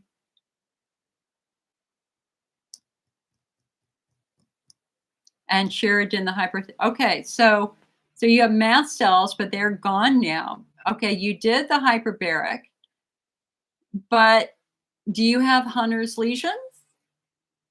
What do they see when they look in your bladder?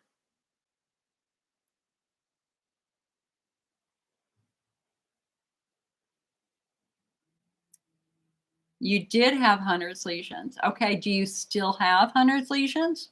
When was it? Because if your bladder's killing you right now, and I'm assuming you have pain on bladder fill, that the fuller your bladder gets, the worse you feel. And once you pee, you feel better. And you were bleeding. Okay, which is normal. So Sharon, did you know that Hunner's lesions have now been linked to actual viral infections of the bladder wall? And that's confirmed by our National Institutes of Health IC research team. So it was IC researchers in Europe who were studying the urine of patients with Hunner's lesions when compared to the urine patients without Hunner's lesions. And they were the one who kept finding viral signatures. This was like 6, 7 years ago. Here, I got to readjust. Hold on a sec.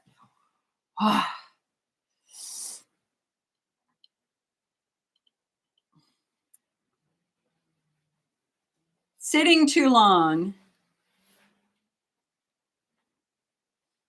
I have a new chair. It's kind of a rocker. I have my old chair right there, but my tailbone has been very unhappy with me, my SI joint in the last week. So I've got to be flexible. Okay. So it was researchers in Europe who found viral signatures in the urine of patients with Hunner's lesions, but not in patients without lesions. So they did a couple studies, they published a couple of studies, and the data was really compelling. It's like, wow, nobody's ever found this before. And so we're all like, in fact, in these very meetings, we were talking about it. We were all waiting for the National Institutes of Health to comment, where the American researchers were suspiciously quiet. Well, what we didn't know is that the American researchers were doing their own viral study. It took them a couple years to do it. Our National Institutes of Health ICU research team, which is called the MAP Research Network, had urine samples from hundreds of patients over time. And so they went back and they studied those urine samples. And what did they find? About 5% of patients actually had virus. So when you think about a UTI, don't just think about bacteria. You got to think about fungus and you got to think about virus. So Sharon, really, really, really good news for you. And that is in August, we had a brand new study that was published, again, from a research team in Europe. And you know, I'm going to say this right now. Back in the day when I was going to the international IC meetings, the American researchers were all, we're the boss, we're going to solve it, we're going to do this, we're going to do that. And they were incredibly offensive to researchers around the rest of the world.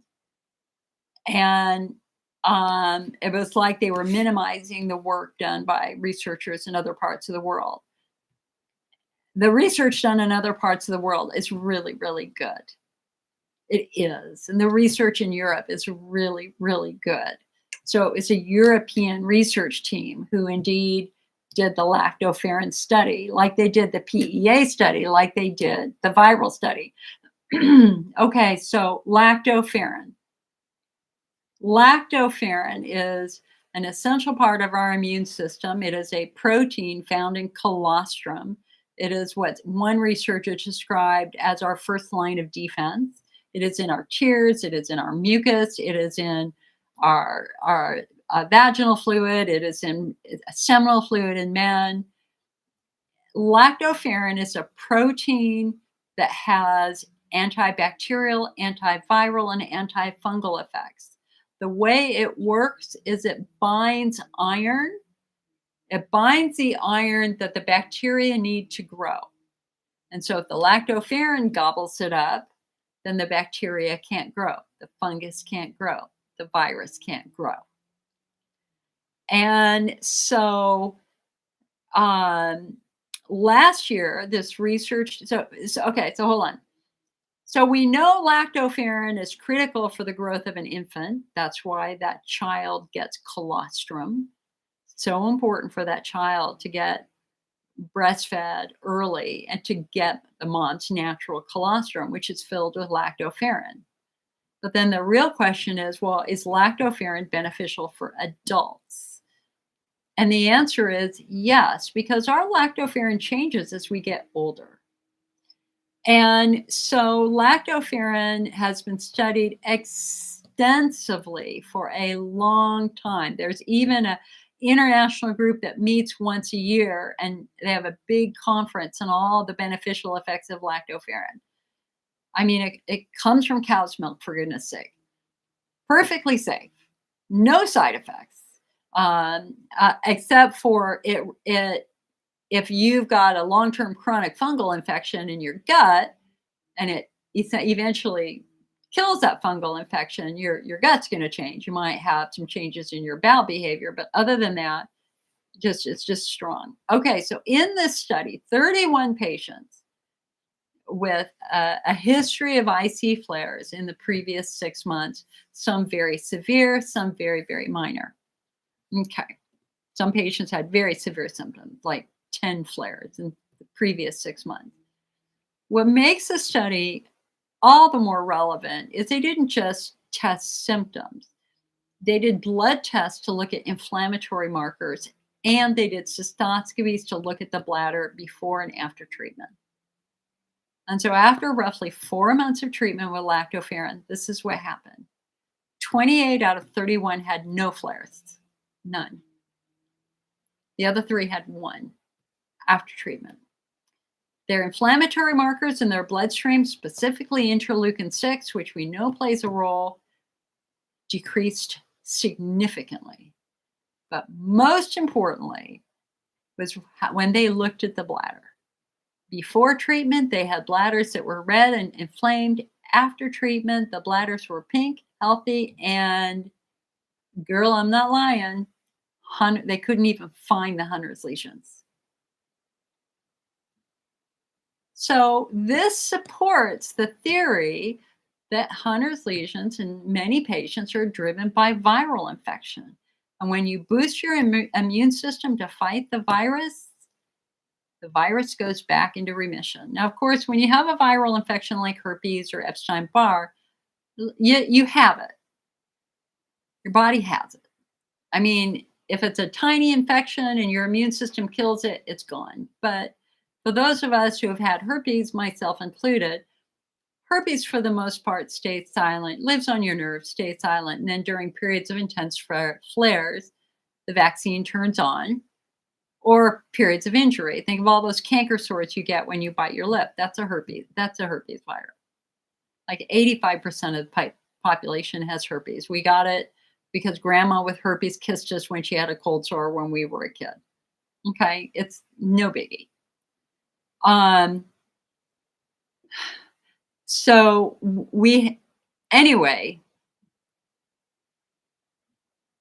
this, in my opinion, I mean, the biggest breakthrough in the IC movement is phenotyping and physical therapy. Okay, those are the biggest breakthroughs in my lifetime. The second biggest breakthrough is PEA to calm widespread pain down. And now the third biggest breakthrough, and this may be bigger than PEA, is I think that lactoferrin, if it's doing what the researchers say it's doing, what do you got to lose? Worth a shot. No side effects in the IC study. Simple over-the-counter supplement. The challenge here is that there's cheap lactoferrin and there's expensive lactoferrin. There's lactoferrin that gets destroyed in your stomach and lactoferrin that has good, what we call bioavailability and drug delivery. So you can't just go buy the cheapest lactoferrin you can find on the market because the odds are it's going to get destroyed by the acid in your stomach. You have to invest in a good high quality lactoferrin. And again, this is not for the rest of your life. This is just for a couple of months, and let's just see what it does. So on the front page of the IC Network website, icnetwork.org, you will see the blog I wrote last week, finally, on this, because it came out while I was recovering from surgery. So I just couldn't do it. I had to wait for my head to clear.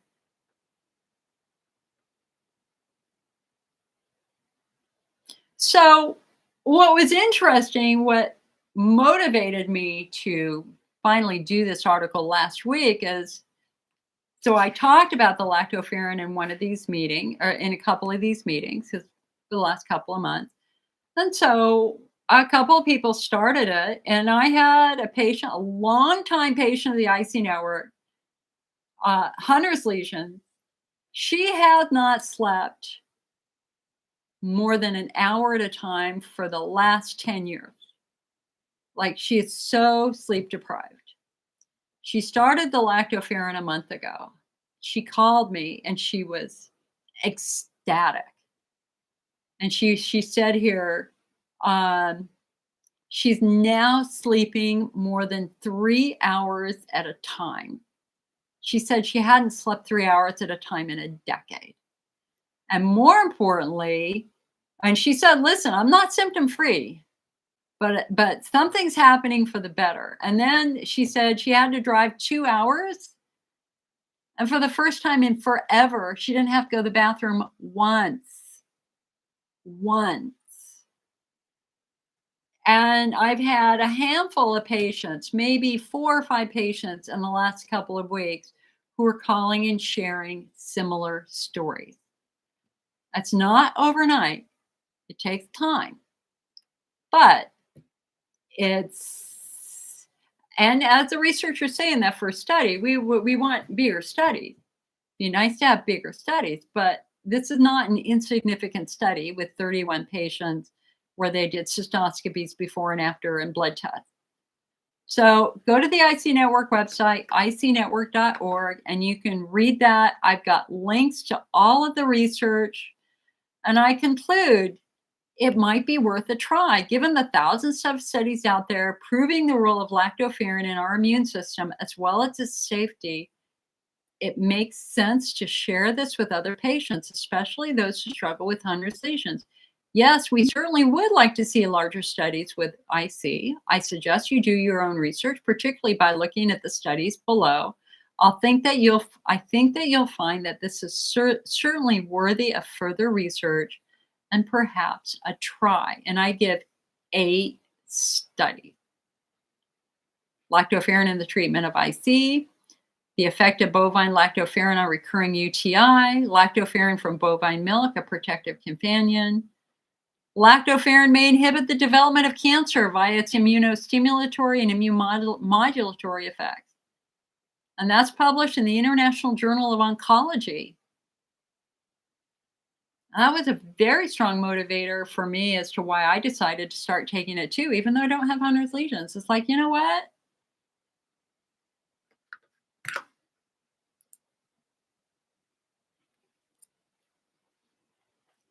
We have so I brought in a lactoferrin on our website. You can get it right from the IC Network. It was the best lactoferrin I could find.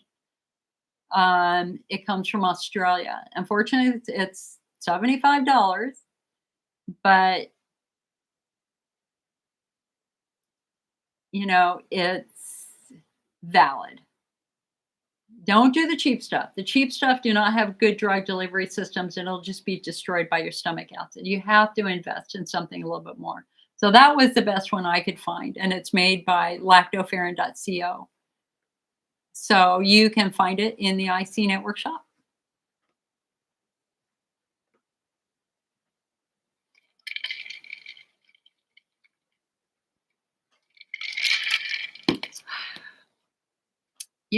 Guys, you know what I'm drinking? Lemonade. Lemonade. Listen, there was a time when lemonade, limeade, orange juice would have killed me, would have killed my bladder. But my pelvic floor muscles have been treated. My bladder wall is healthy. And that's why I can drink lemonade. I'll probably make pasta for dinner tonight. I don't know. We'll see. It's so nice after 30 years to actually be able. Now, listen, I don't drink 100% lemonade. It's very diluted with water. I'm not an idiot. I do have estrogen atrophy. But Harriet says, say what? Yeah, I know. Hey, listen, girl, I had no idea. When my parents were dying last year, we all got COVID in the hospital. And I was in literally the last few moments I spent with her while she was alive. I started coughing terribly from COVID. I mean, I was gagging. It was such a deep, violent cough. And she was in the comfort care unit because she was dying. And my dad had already died. He had died that night before.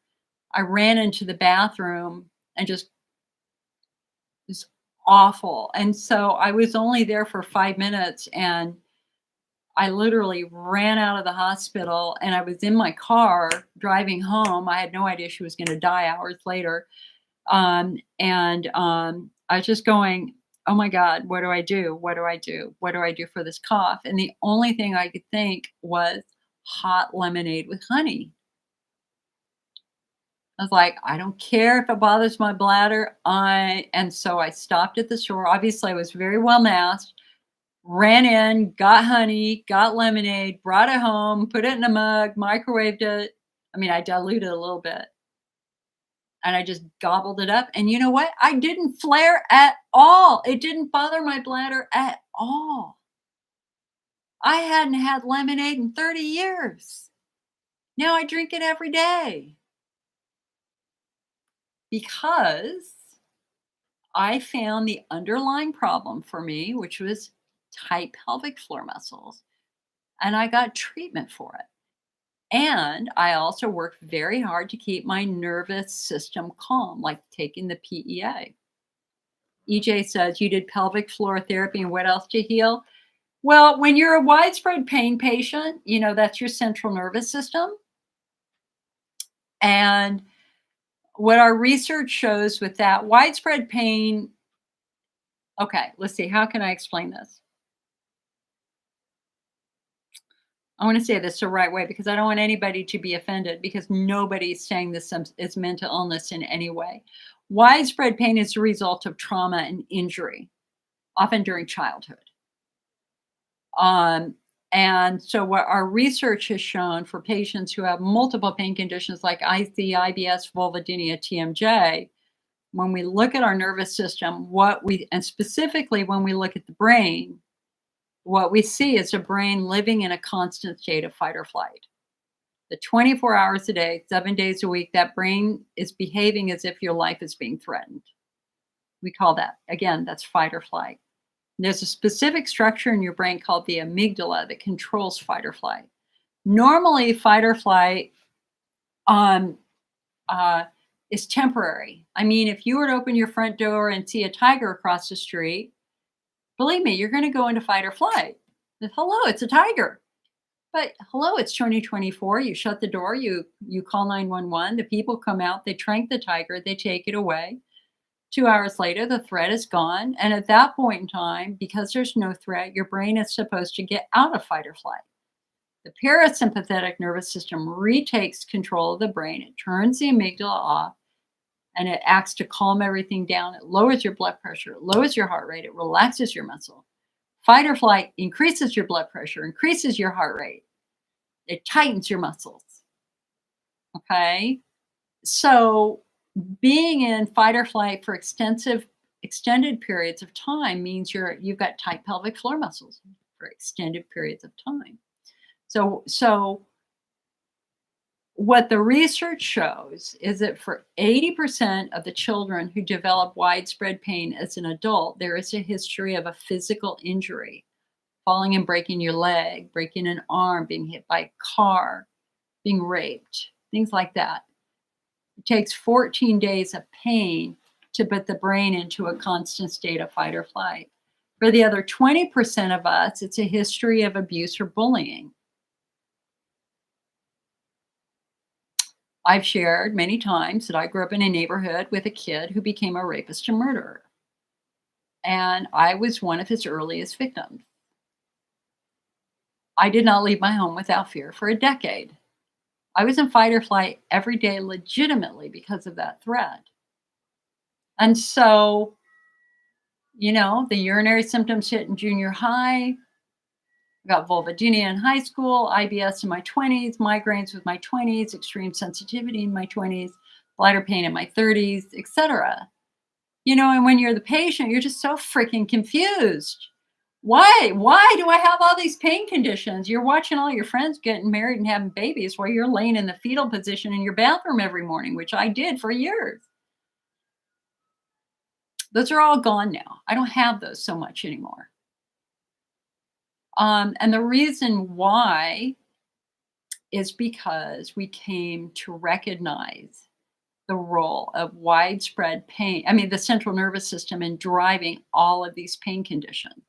And that the secret for treatment is to get the brain out of fight or flight. That when we get the brain out of fight or flight, we can reduce the volume and get things better. Okay, I got to change chairs. Whew.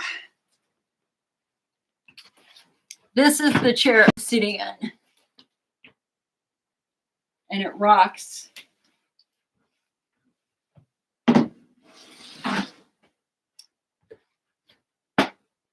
My SI joint is not a happy SI joint. Okay, so hold on. I got to get my old chair, but I got to go get a cushion. I'll be right back.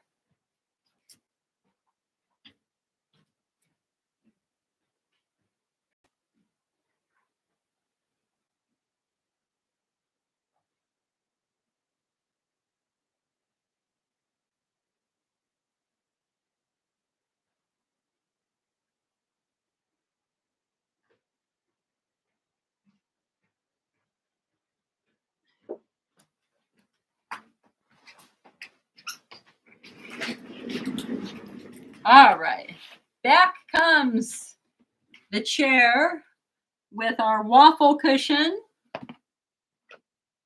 And then this is another cushion that I have.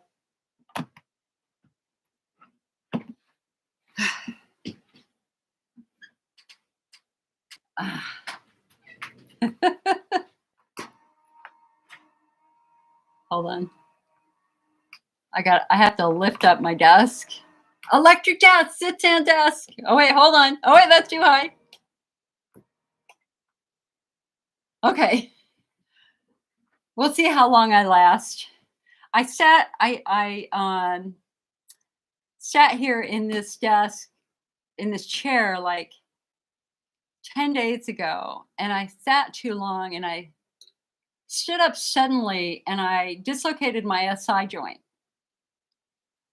So then I had to lay on my couch and put it back in its socket, and it's not a happy joint. It's an old tennis injury. Oh, my friends, life. Okay. You guys on YouTube, you're being very quiet. Ask questions. All righty here.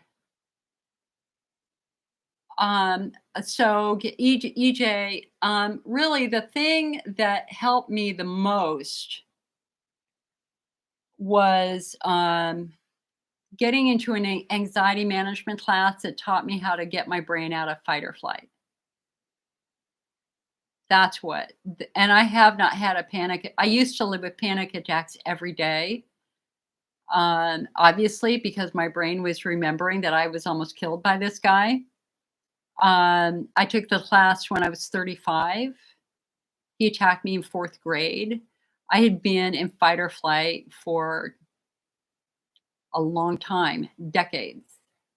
And when the class actually taught me how to turn it off, it was stunning. Like I finally felt at peace. And I've used those tips that I learned in that anxiety management class for the last 30 years. I haven't had a single panic attack since then. I've only come close once. And that's going through cancer therapy, multiple surgeries, no panic, because I'm very invested in not ever letting my brain get into constant fight or flight. A big part of it also is understanding that negative thoughts reinforce fight or flight, and really embracing positivity. If you keep saying negative things over and over and over and over, every time you say that, you trigger fight or flight. You get a jolt of adrenaline. What we've got to do is we got to turn that off. And so I doing affirmations, positivity. Whenever I catch myself going negative, I always turn it around. No. I will have one negative thought a day. Usually it's about an earthquake. If I have 2 in a row, I visualize a stop sign. I take a deep breath and I remind myself it's a thought. It has no power. And I don't live with that constant negativity anymore like I did. I was so scared for so long, by this kid who's in prison, who's a murderer. All right. Here it says, I think I have tight pelvic floor and I'm very diet sensitive. That's normal. I am too. I had 3 C-sections and a colectomy through my girl. I've been told my bladder looked very red years ago. So why did you have the colectomy? Were you using Elmiron?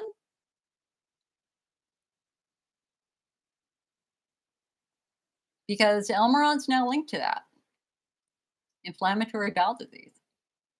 Sharon said, there's a new drug out that is not FDA approved yet that my Yale urology team prescribed for me that has been great for spasms. Instead of turning your urine orange like peridium, it turns it a pale, pretty aqua blue. It's called Euro MP.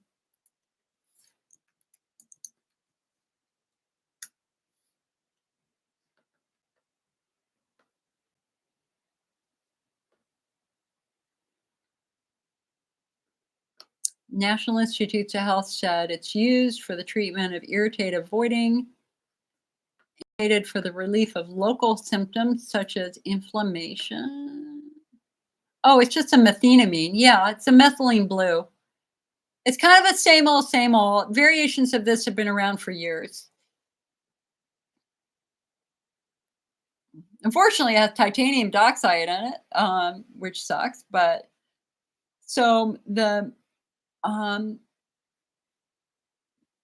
a little bit of salicylate in it for pain. Got a little bit of methylene blue, a little bit of hyoscine, which is actually an alkaloid of belladonna. So, ow, sorry, it's just where I had my lymph nodes pulled out. Methenamine degrades in an acidic urine environment, releasing formaldehyde, which provides a bactericidal or bacteriostatic action. If you're curious, let's look at what this does. So for anybody out there who took Uracid, UroBlue, any of the methenamine products, so this is what it does. Let me start this again. So methenamine degrades in acidic environment, releasing formaldehyde, which provides bactericidal or bacteriostatic action. That means it'll kill bacteria. It is well absorbed from the gastrointestinal tract. 70 to 90% of it reaches the urine unchanged, at which point it is hydrolyzed if the urine is acidic. Within 24 hours, it is almost completely excreted. Of this amount at pH 5, approximately 20% is formaldehyde. Protein binding, some formaldehyde is bound to substances in urine and surrounding tissues. Methenamine is freely distributed to body tissue and fluids, but is not clinically significant as it does not hydrolyze at a pH greater than 6.8. Now that's so interesting. So that's fascinating. So this is a medication that will only work in an acidic environment in the urinary tract. It's got a pH buffer in it called sodium phosphate. It's got phenyl salicylate in it, which is a mild analgesic for pain. It's got methylene blue, which possesses a weak antiseptic properties. It is well absorbed into the GI tract and is rapidly reduced to leucomethylene blue, which is stabilized in some form in the urine. 75% is excreted unchanged. And it has hyoscine sulfate, which is a parasympatholytic drug, which relaxes smooth muscles and produces an antispasmodic effect. It is well absorbed in the GI tract and is rapidly absorbed throughout the body tissues. It is excreted, most is excreted in urine within 12 hours. Hey, that's really cool. Nice to go through that again. Because a lot of people ask, how do these methylene blue projects work? You know, formaldehyde, the challenge with, so the advantage here is formaldehyde that's transformed in your urine and rapidly excreted is going to be pretty safe, very safe. But formaldehyde is a great, for example, if you were a mortician and using large amounts of formaldehyde embalming bodies, there's a very high risk of cancer in that respect. So there's only a tiny bit of formaldehyde in this. Also, formaldehyde is a metabolite of NutraSweet if you do artificial sugars. So Girl, if it's working for you, power to you. But again, this is one of those things that might treat symptoms, but not necessarily on the underlying cause. We want to make sure we know what the underlying cause is. And so getting phenotyped is important here. So we know what we're dealing with. I would hate for you to have pelvic floor dysfunction and be spending all of this time and money taking this product, which will never fix the underlying problem of tight pelvic floor muscle. We want to work on those tight pelvic floor muscles. Harriet says, I'm the gal that believes there is a correlation between my colon dysplasia and the many years of Elmiron use. Sometimes I'm more than a normal. Yeah, honey, no, it's already proven in research. I did a big article on it, Harriet. It was the researchers studying the retinal disease that went, wait a second, all of our patients who have retinal disease have inflammatory bowel disease. So hold on, let me find that. Where did I do that? Did I do that in my magazine or did I do that on our website? Hold on. Because we have a magazine too called the IC Optimist, and that's where I do my best work. So hold on. Let me find that because I want to.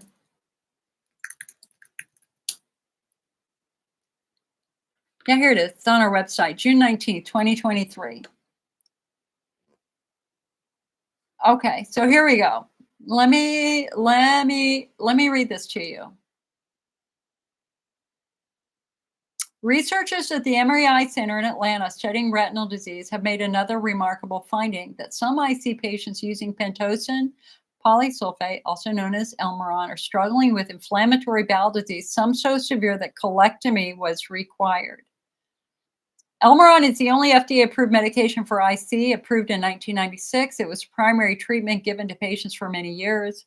In 2018, Emory Eye researchers discovered a new retinal disease associated with its use, pigmentary maculopathy. Multiple studies in the past 4 years have established a strong association between the medication and eye disease, resulting in a black box warning that retinal disease is a potential adverse effect. In the performance of that research, Emory researchers began tracking inflammatory bowel disease in the same population of patients. And in May of 2023, they released their first case series, a study of 13 patients, of whom 11, 84%, developed symptoms suggestive of inflammatory bowel disease or IBS after beginning pentosan therapy. 10 patients had abnormal mucosal changes in their colon, and 6 had abnormal appearing colonic mucosa during endoscopy. Notably, after Elmiron use was stopped, all patients had improvement in both their symptoms and the lining of their colon. But they weren't the first. In 2005, gastroenterologists at the Texas A&M University Health System published 2 case studies which they believed showed a causal relationship between pentosan and colitis. A 29-year-old woman developed bloody diarrhea and cramping abdominal pain 1 month after starting Elmiron. A sigmoidoscopy, a test that looks at the rectum and lower intestine, found small ulcers and red bleeding tissue. A colonoscopy revealed colitis extending from her rectum to the transverse colon. Biopsies confirmed active colitis. Her symptoms completely resolved when they discontinued pentosan use. And a repeat endoscopy and biopsies found a total resolution of the colitis. The second case study is a 59-year-old female with a history of IBS developed increased diarrhea and lower left quadrant abdominal pain 2 weeks after starting the medication. A colonoscopy also revealed ulcerations. Biopsy confirmed moderately active colitis with some fibrosis and necrosis. Necrosis is tissue death. Treatments commonly used for colitis, such as prednisone, were not effective. Her abdominal pain and diarrhea improved after pentosan was stopped, and like the other previous case, further testing revealed a resolution of the colitis. Now, in 2015, researchers at the University of Missouri and UC Irvine published a case study of a 32-year-old female with IC who had struggled with diarrhea for 7 months. She had abdominal cramping and loose bloody stools with approximately 20 bowel movements per day. Oh my God. Can you imagine? Talk about being in hell. They attempted treatment with several medications over a year with no improvement. However, when Elmiron was discontinued, her symptoms resolved over a few weeks. A new colonoscopy found normal tissue. These researchers concluded Elmiron may rarely induce colitis and rectal bleeding. Providers should be aware of this potential side effect, especially at higher doses. It gets worse. 2022, researchers at the Oregon Health and Science University searched electronic medical records at 2 care centers to identify patients using Pitocin who had a diagnosis of Crohn's disease or ulcerative colitis. They found 30 patients who met their criteria, 10 of whom had colonic dysplasia. Dysplasia is an area of the lining of the colon where the cells become abnormal. It could become cancerous over time. 60% of these patients required colectomy, while 3 discontinued the drug and achieved healing. These authors said, quote, the presence of mucosal inflammation is a known risk for the development of colorectal cancer. Dysplasia is a precursor for IBD-related colorectal neoplasia. Thus, early identification is critical. They note that in their study, Pitocin users have a significantly higher rate of dysplasia at 33% compared to the 4% observed in the general IBD population. In May of 2023, the original team at Emory released 2 concerning studies currently in peer review. Their first study involved 14 IC patients with pigmentary maculopathy who had enrolled in a 4-year prospective study of their ocular and systemic health prior to any concerns about bowel disease. In other words, they didn't know about the bowel disease when they joined the study. They each had a high cumulative exposure to Pitocin. 1 patient withdrew from the study. The remaining 13 all experienced GI symptoms while on Elmiron. 12 were female, 1 was male. The median age was 62. Median duration of use was 14 years. 11 patients, 84.6%, experienced bowel symptoms after beginning Elmiron use with a median time of 4.9 years. Symptoms included diarrhea, abdominal pain, stool with mucus and blood, feeling like you need to have a bowel movement even when the bowel is empty, fecal urgency, fecal incontinence. Only 2 of these participants had bowel symptoms prior to starting Elmiron, 1 with lactose intolerance, 1 with IBS. All 11 underwent at least 1 colonoscopy and all received a diagnosis of IBD. Biopsy and microscopic examination found abnormal mucosal changes in their bowel. This group of patients have now reported that their IBD symptoms have improved. 7 received medical therapy, including typical treatments. 2 underwent colectomy, bowel removal. Patient 11 had a colectomy 1 year after being diagnosed. Anyway, that's a whole nother story. Their second study evaluated 219 patients with IC who were seen at the Emory Center, and Pitocin use was a statistically significant predictor of IBS. No other medications was associated with this risk. Anne says, Jill, you give us all hope. One day maybe I can have a lemon again. I hope so, Anne. I hope so. Okay, so what's the method of injury? Why would Elmiron, Pitocin, damage the bowel? Well, it is unclear whether Pitocin itself or a metabolite. So you guys, what's a metabolite? A metabolite is a chemical that happens as it's being broken down by the human body. Okay, so as the liver breaks down medications, it splits the cells. It splits the ions and it creates metabolites, other substances. So again, it is unclear whether Pitocin itself or a metabolite is causing both the eye and gut effects. One theory suggests it could be a chemical injury. In animal studies with inflammatory bowel disease, researchers used the drug dextran sodium sulfate to artificially induce intestinal inflammation. Well, Pitocin is also a sulfated polysaccharide with a similar structure. So could this be injuring tissue over time?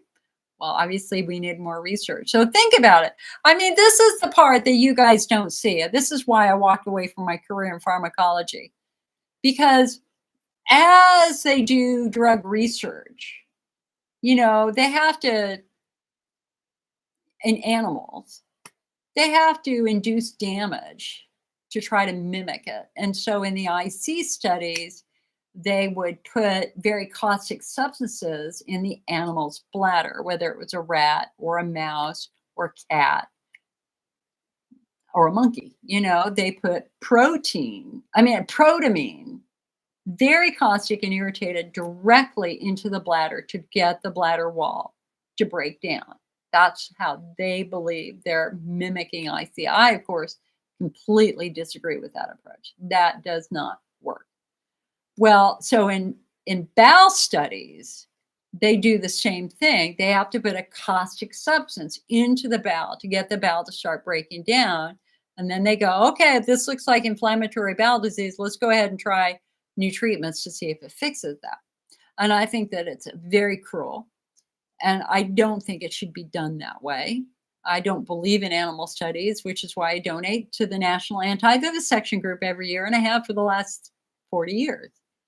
Animal research is cruel, and that's why I walked away from developing drugs.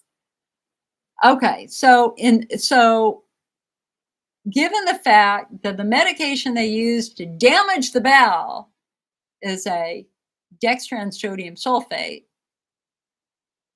and Elmiron is pentosan polysulfate with a similar structure, the irony here is that is, in all likelihood, what is probably damaging the bowel.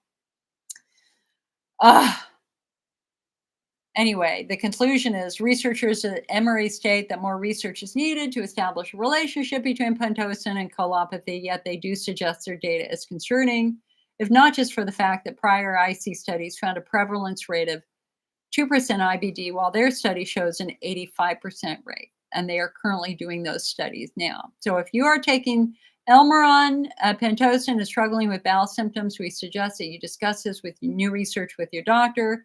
It may be reasonable to stop using this medication for a period of time to see if your bowel symptoms resolve, as they found in these prior studies and case report.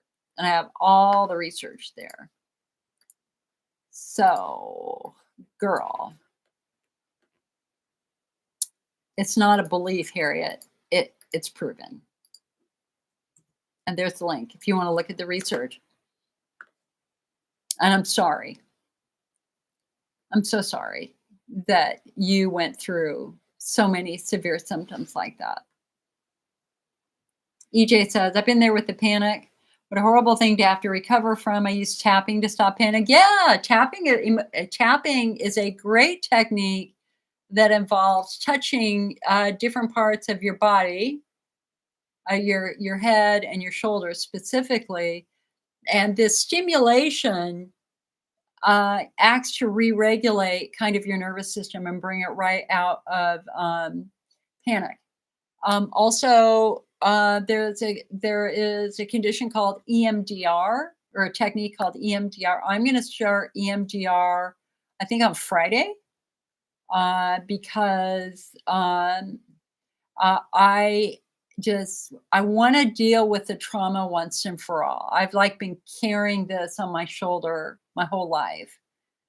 And I've had other traumatic things happen, like, watching my parents die. And so now that I understand the relationship between trauma and widespread pain, I'm much more open-minded about wanting to do techniques. I didn't talk about what happened to me for 40 years. I didn't. And I have a master's degree in psychology, and I never talked to anybody about it, even while I was getting my degree. It was locked tight in my soul that I was so traumatized by this kid who raped and murdered my neighbor the year I went away to college. And I know if he found me, he would have killed me first, because I was a favorite target of his. A lot of us were. I wasn't the only one. A lot of people were hurt.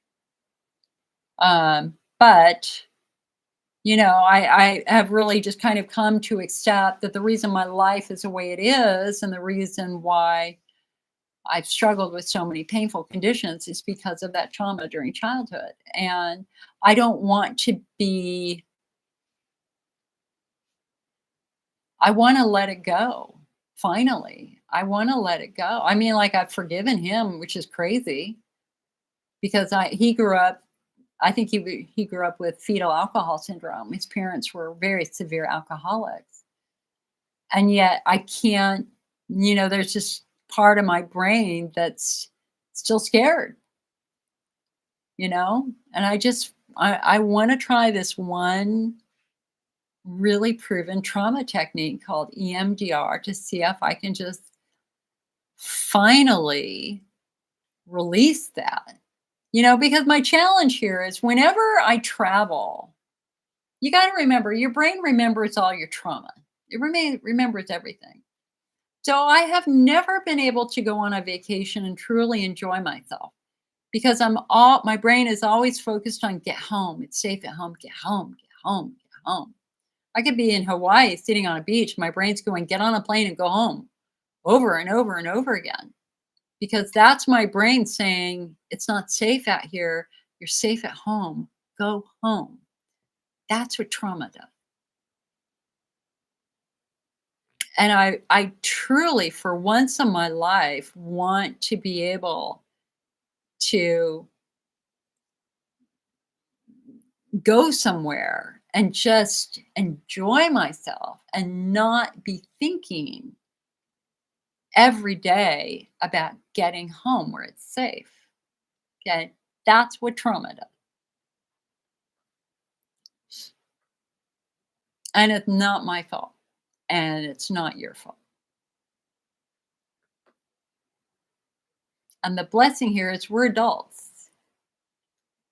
It'll never happen again. I can defend myself now. You know? And I think that's why I'm as functional as I am.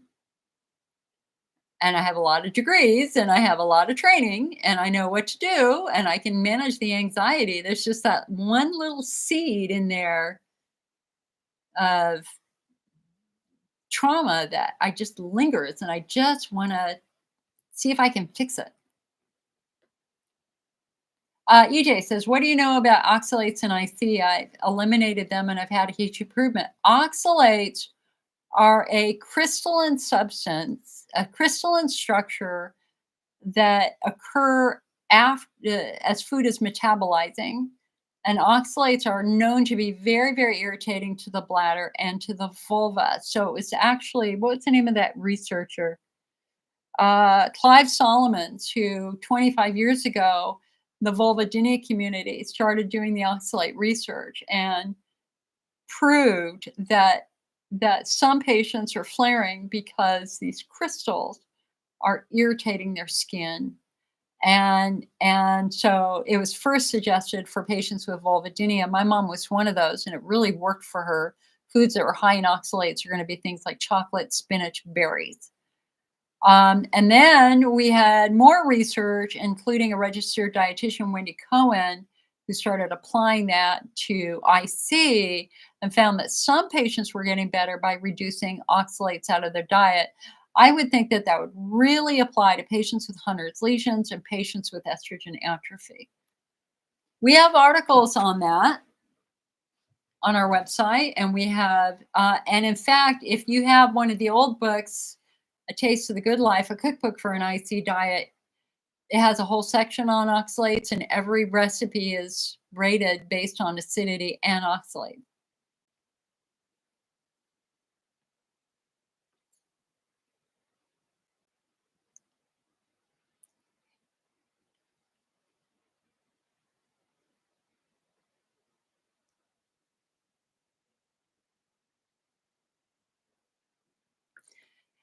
Oh, Harriet, have you connected with the researchers at Emory? You should. Hi, Sue. Hey, girl. Nice to see you. I did. I stayed home. Our family was having a huge, huge gathering, 30 people. And I was like, nope, not for me. I did not want to risk being exposed to a new cold or COVID, you know. So I stayed home. I bought turkey. I went to the store and I bought slices of turkey and I made myself a little turkey dinner and it was good. And then I watched Vera. I watched Vera or Are You Being Served? And, you know, fun thing. Sue says, I know somebody that worked for a research lab. They use a lot of beagle puppies. I just don't know how they can do the job. And then the monkeys are just so human. Yeah, I know. It's you know, I mean, one of the things that I learned, true story, that actually the minute I decided pharmacology was not for me was when I was interviewing at Syntax. You know, I have a really rare college degree, and part of that college degree is I have a surgical internship. So I did surgery for a year. And I was I listened. I was a really good surgeon. They told me I was a really good surgeon. I was really meticulous. I never lost an animal, unlike my fellow students who did.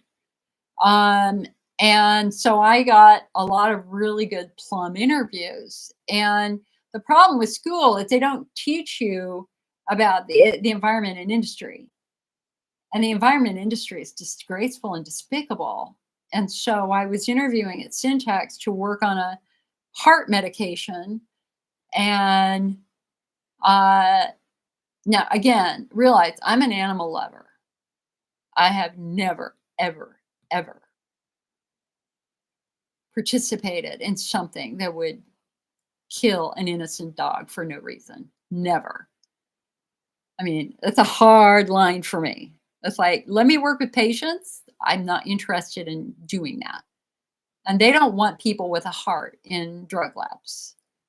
You know, they deliberately screen, you know, like the first interview I had was with Barnes Hines, and they said, here's, will you kill 100 rabbits for us in the next hour?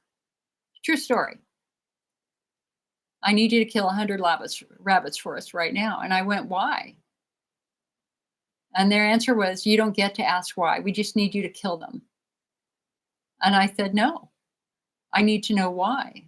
You realize I had never done that anyway. Man, I was just like faking it the whole way. It's like totally faking it. Anyway, at Syntax,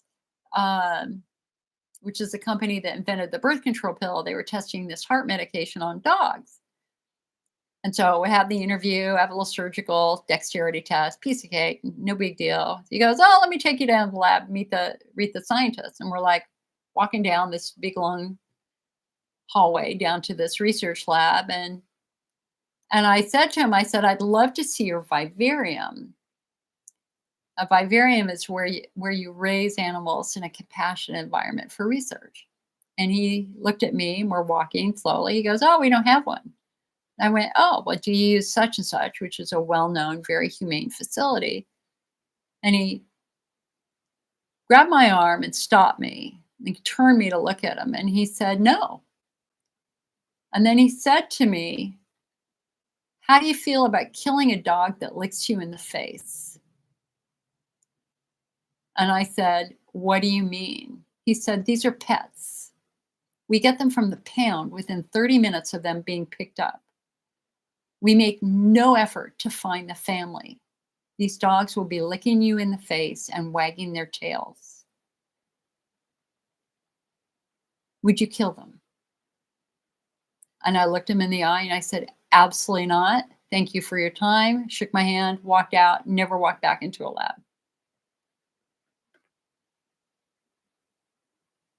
You would have done the same thing, right? You've done the same thing? And the flaw was school. They didn't teach us this stuff. I should never have gone that research pathway, although it really helps me now.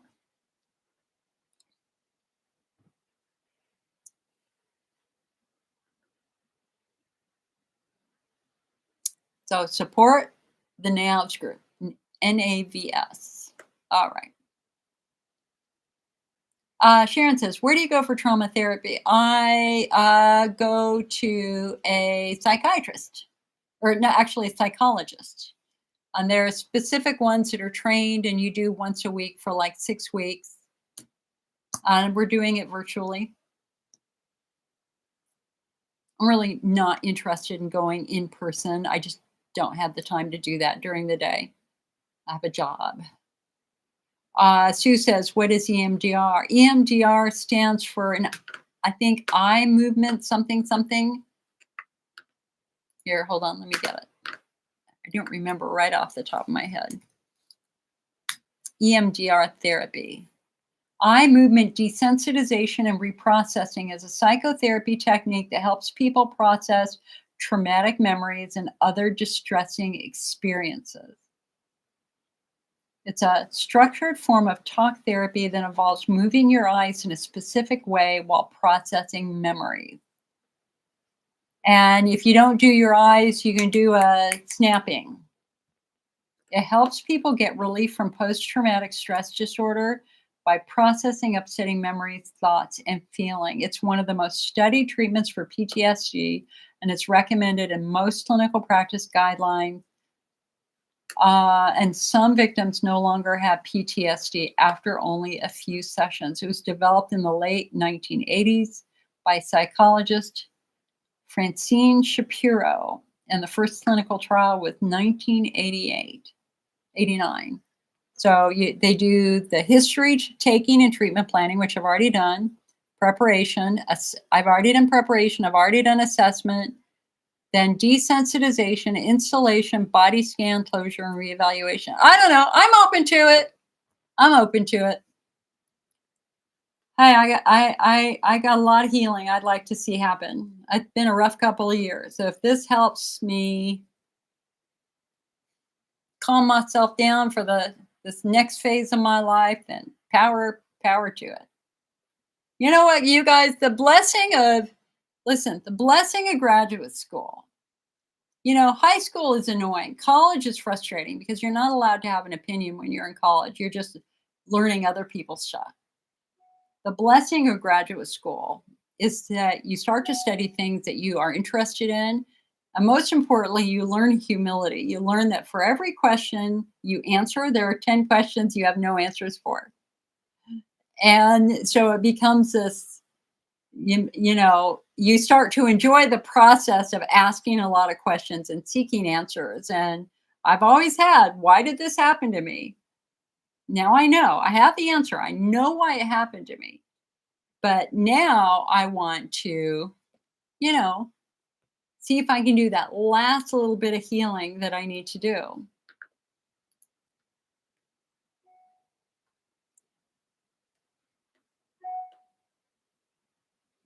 Sue says she also opted out of doing holiday dinner. We stayed home. I'm in a flare, overdue for Botox injections.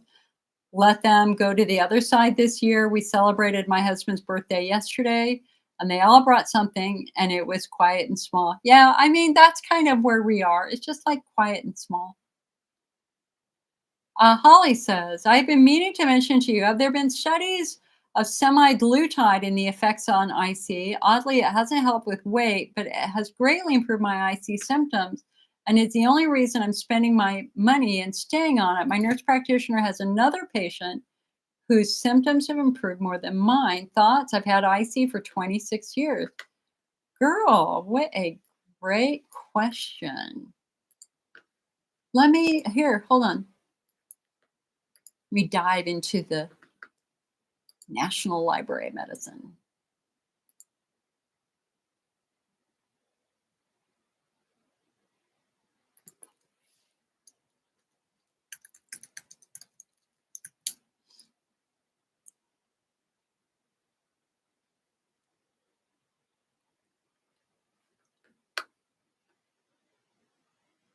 Hold on. So what is the method of action of semaglutide? Semaglutide works by mimicking a naturally occurred hormone called glucagon, which primarily results in stimulating insulin secretion, suppressing glucagon secretion, and slowing down stomach emptying. God, I don't need that because I already have a slow stomach emptying, ultimately leading to a feeling of fullness, reduced appetite, thereby managing blood sugar levels and promoting weight loss. So, what on earth would that do for the urinary tract? Hmm. Huh. Isn't that interesting? It selectively binds and activates the GLP-1 receptor. All right, so hold on. That might be it. Bladder.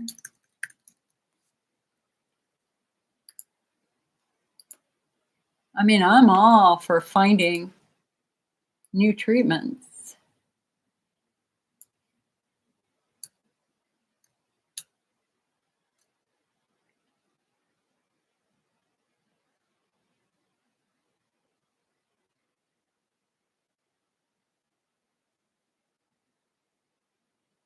Huh. Well, it suppresses gallbladder emptying and motility. Yikes.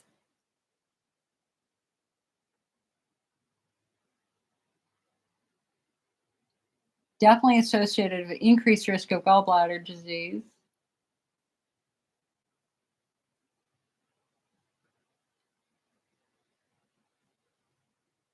Okay. Hold on.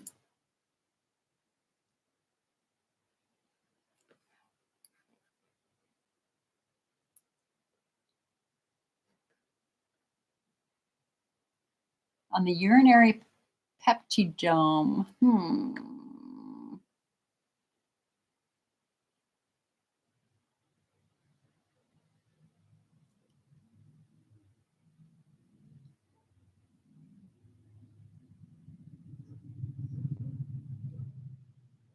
Downregulation of urinary collagen peptides. What? Huh. All right. Well, you've given me something to look into.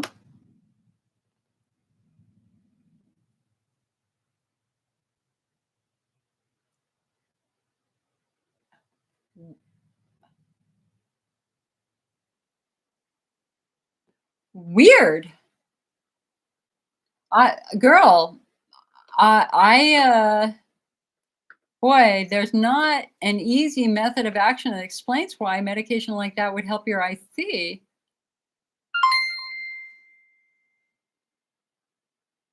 I mean, okay, wait a second.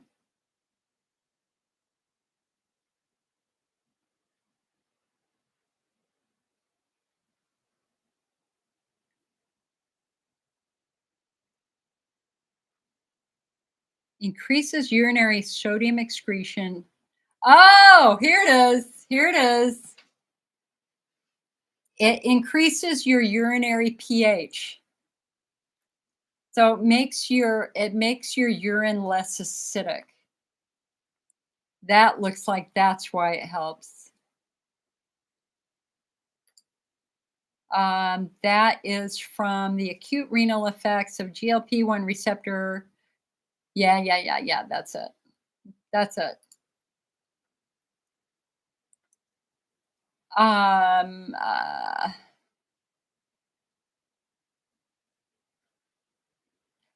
um, and it decreases urinary flow, so you pee less. So in other words, and your diastolic blood pressure and arterial blood pressure. Oh, that's interesting. Okay. Well, anyway, it looks like what it does is it increases your urine's pH, making your urine less acidic and irritating to your bladder wall. That's from a National Institutes of Health study. So that's a quick guess on why your bladder might feel better using medications like that.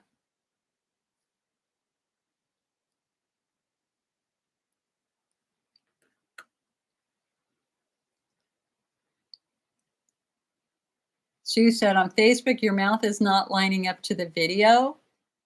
Well, it is on YouTube. Um, Danielle says, I want to thank you for telling me about lactoferrin on one of your live chats. Also, the Peora. I have hope for the first time that I will have some healing. Hey, girl, that's the goal. That's the goal.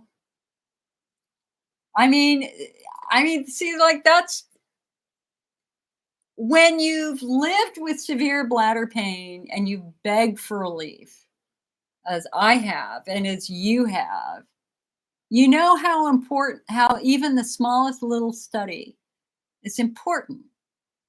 And for something like this is just this is an easy potential thing to try. Trial and error, you know?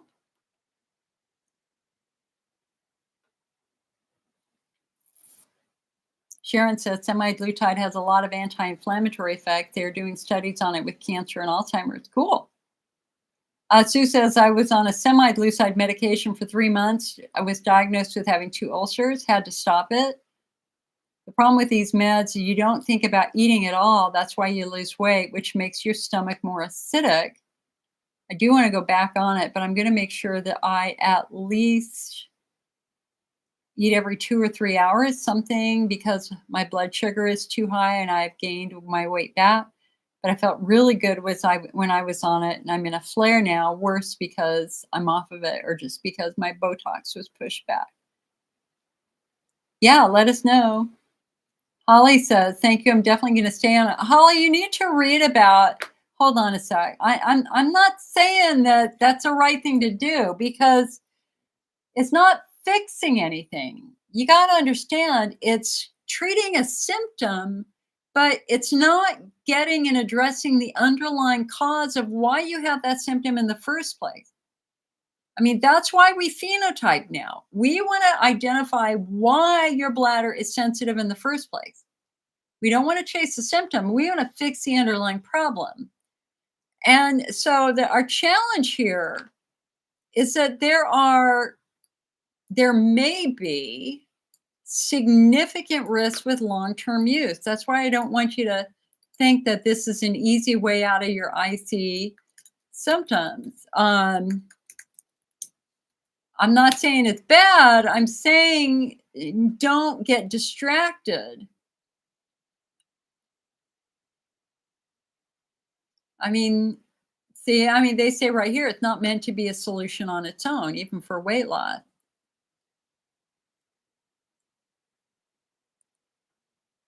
Hmm, interesting. I mean, I don't want to discourage you from taking it. I just want you to be really laser focused on what it's doing. It's reducing your symptoms, but we still need to figure out why you have symptoms in the first place. Is it because you have tight pelvic floor muscles? Is it because you have estrogen atrophy? Is it because you have a fungal infection in your bladder?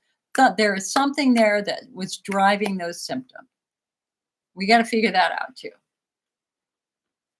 I have a master class, the IC 101 master class. It's on the IC Network page. It's on our YouTube channel. Watch it. It's short videos, 5-minute videos, 7-minute videos. The 4th video is on phenotyping. We need to try to figure out what your phenotype is to make sure there aren't other things you could do that might be less expensive and more effective than this. It's always possible. Sue says, I was on it for a year. I stopped 3 months ago because I had to have an endoscopy where they found the ulcers. I'm having a lot of stress in my life right now because of my mom's cancer is back and I wasn't eating like I should. Yeah, we started the meeting talking about the effects of stress, girl. Did you see the article I wrote on that? I have a newsletter that I'm going to send out this week. Oh, and by the way, guys, we are having free shipping in the IC Network shop for patients in the USA through Cyber Monday. So remember, we're a small business. We can't give 40% off. Like literally, we're a small business. We don't have the money to be able to do that. Hold on, I got something on a tooth. Okay, it's gone.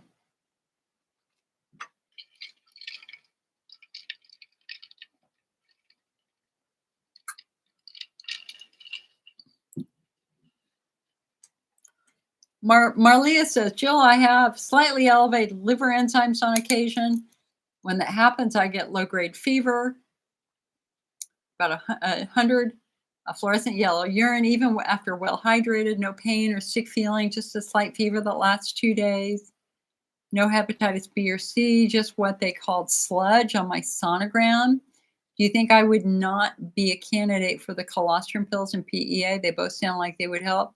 My bladder wall looks fine, but my pelvis is tight like a rubber band. Girl, you need to put your money into working on that tight rubber band. So, sludge on the sonogram, is that in your bile duct?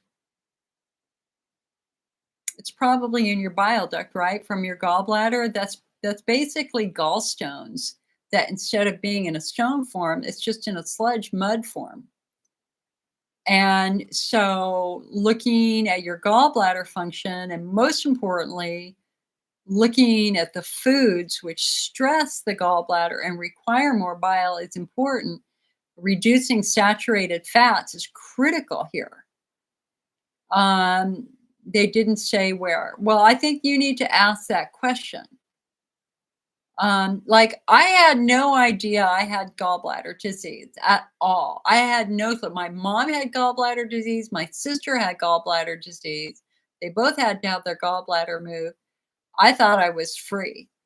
The irony is that every day for years, at the end of the day, I would have pain between my shoulders that I thought was muscle stress from working at the computer. That's the only pain I had was back there. And there was only one moment in time where it might have been a gallbladder attack, might. And then, last March, I was at a neighborhood event and I just had this radiating pain out of my chest that I thought actually was a blood clot in my lungs from COVID. And I drove myself home, was in terrible shape, finally called an ambulance, and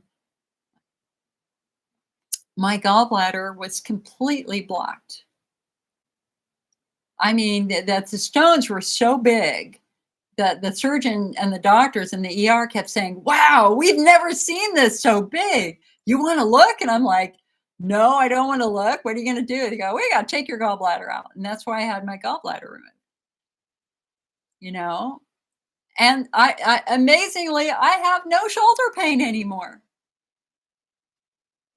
All that pain is gone. Now that my gallbladder's gone, all that upper back pain is gone. So that's kind of a miracle in itself. Cassie said, I have that cookbook. I didn't get better when I used it. Turns out I'm allergic to milk, eggs, nuts, soy, and have celiac disease. Yeah, Cassie, I mean, once you've got the celiac disease, it's, I find that one of the mysteries of life is how our bodies adapt and change to foods over time. Like me right now, I do much better on gluten-free stuff, even though I do not have celiac disease. So when I make pancakes, when I make muffins, I always do gluten-free. And I can do like a certain type of sourdough with no problem. But and my pasta is gluten-free. Okay, if I do a typical white flour, I get bloated and gassy and I'm miserable. So I'm gluten-free all the way. And I don't do milk. The only nut I might do is almond. Um, and right now I don't do egg yolks because they're high in saturated fats and I'm still recovering from that colectomy or the gallbladder how do you pronounce that? Well, anyway, gallbladder removal. So, it's challenging because our food tolerances change over time. And I mean, and also we're bombarded with just honestly really terrible food. I think for those of us my age, we were the first generation that grew up with fast food. And now, I mean, I just heard a statistic that 75% of adults in America are technically obese. 75%. And that comes straight from all the sugar and all the nastiness that we find in fast processed food.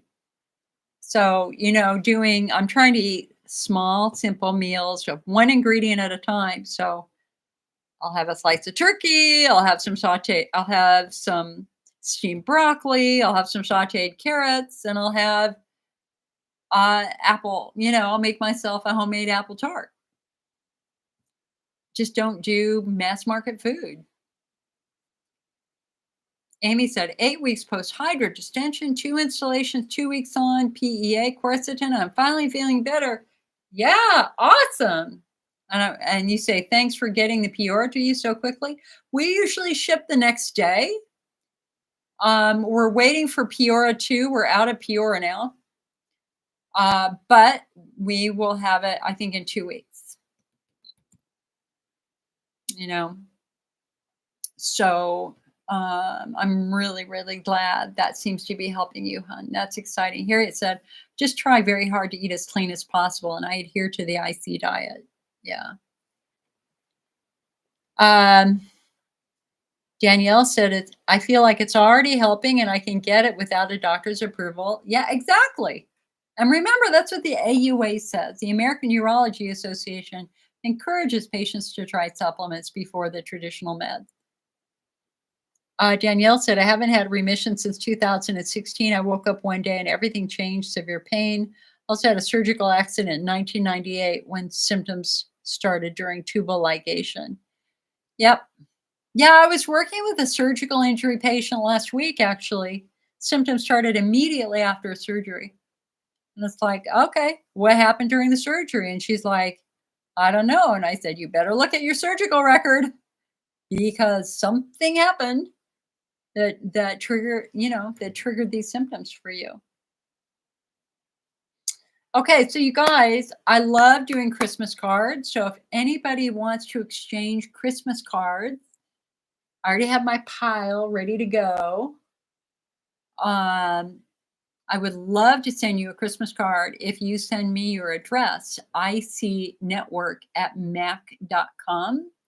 If you want to exchange Christmas cards, if you're an oldie like me and you just enjoy receiving them, I would love to send you one. So send me your address, icnetwork@mac.com. Amy said, I'm back to only flaring around ovulation and my period, and that's normal for me. My DNA urine came back as bacterial vaginosis, and I'm afraid to start the flagell. Well, when you do the DNA test, they give you a lot of surgical options. So, they give you a lot of treatment options. So, didn't it list any other meds besides flagell? What about Keflex? What about amoxicillin? Why did they pick the flagell? There was an FDA warning with flagell. If I remember correctly. Hold on. Yes, there is.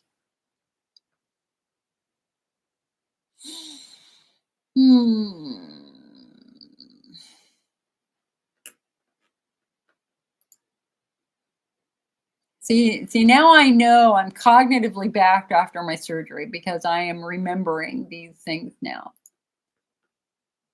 So the manufacturer says, advise patients that flagell capsules may increase the risk of serious and sometimes fatal dermatologic reactions, including TEN, SJS, and DRES. I have no idea what that is. Instruct the patient to be alert for skin rash, blisters, fever, any other signs and symptoms of hypersensitivity reactions. A patient should stop flagell capsules immediately if they develop any type of rash, and they should call their doctor immediately. If you drink alcohol, psychotic reactions have been reported. You can get cramps, nausea, vomiting, headaches, and flushing if you consume alcoholic beverages or any products containing propylene glycol. Wouldn't be at the top of my list, hon. And it's known for its carcinogenic effects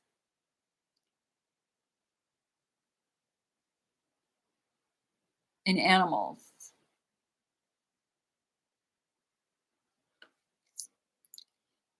Yeah.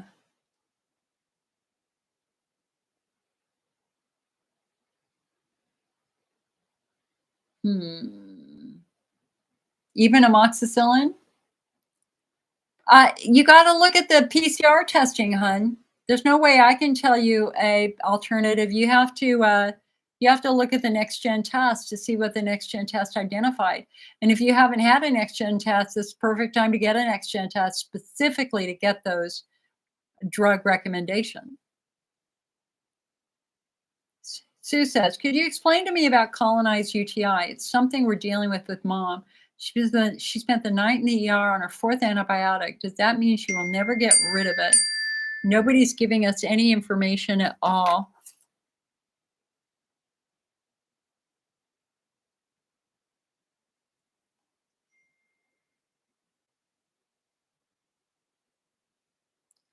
Hold on a second.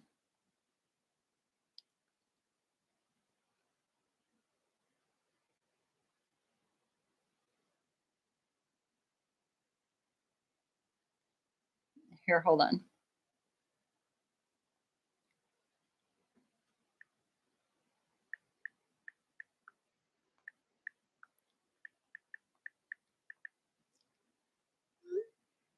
Okay. Amy says it wasn't the next gen test, it was a different one. Well, I think this would be worth doing a next gen test, to be honest. They should have a list of antibiotics that have been found effective for treating that infection. Let's go back to Sue for a moment. So, did they say a colonized UTA or a biofilm UTI? UTI.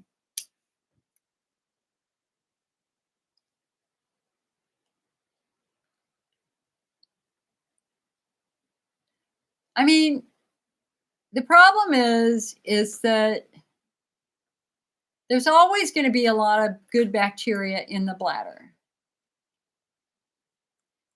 So that is in essence a colony. That's a urinary biome. There's good, mostly good bacteria, good lactobacillus. There's going to be maybe small amounts of E. coli, things like that. So to say that the urine, the bladder should not be colonized makes no sense because we have a urobiome and that is a colony of good bacteria.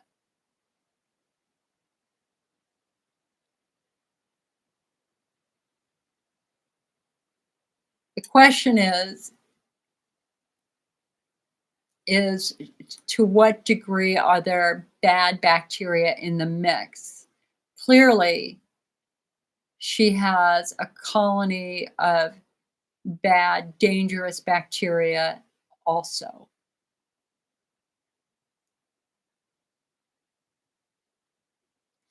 So, number one, next generation DNA urine testing. What did it find? What drug resistancies are there? If she's not responding to treatment, that means that she's got a super drug resistant infection. What have they done to identify the drug resistancy? I mean, she needs a next generation DNA urine test pronto, PCR testing pronto, because that's going to give you a very clear idea of what drug resistance genes she has. And if they're giving her drug resistance genes, if they're giving medications that she's resistant to, she's not going to, yeah, it's going to be terrible. And it's going to get worse and worse and worse. I mean, that's like the only thing I can think of, Sue. And then number two, making sure that she's not, that ineffective antibiotics are stopped because we don't want to kill all the good bacteria.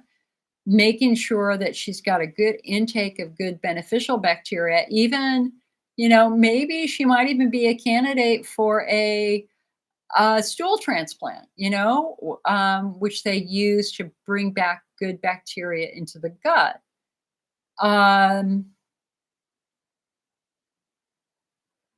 Lactoferrin. Lactoferrin. I mean, naturally antibacterial, antifungal, antiviral. She had urine cultures, changing her antibiotics. She did get IV antibiotics last night. They sent her home. Why aren't they keeping her in there on IV and antibiotic treatment? I mean, so the thing is that urine cultures miss 90% of the infections out there. They do. Urine cultures are self-limiting because only the bacteria that eat the culture will grow. So if she has a bacteria that won't eat that culture, they'll never see it. They have to do, for something as advanced as this, I mean, infectious disease specialist, next gen testing. I mean, this is bonkers. It's real. I mean, this is exactly why next gen testing is the favorite for infectious disease doctors, because it will find those weird, rare infections that a culture will not identify. I feel for you, honey. I hurt for you right now. That's awful. It's really, really awful. Making sure she's eating yogurt every day, drinking kefir every day. You got to get good, healthy bacteria in her system.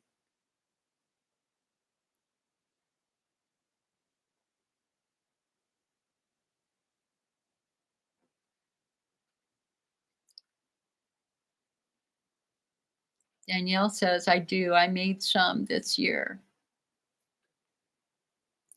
Sue says, can I call you about this? Anytime, girl. Anytime. It's a little more than I understand, and I know insurance doesn't cover it, and I need to explain it to my family. I feel they're just washing their hands of her. You know, hon, I can actually point you to some videos. Hold on. Let me see that you can show them from doctors who use it.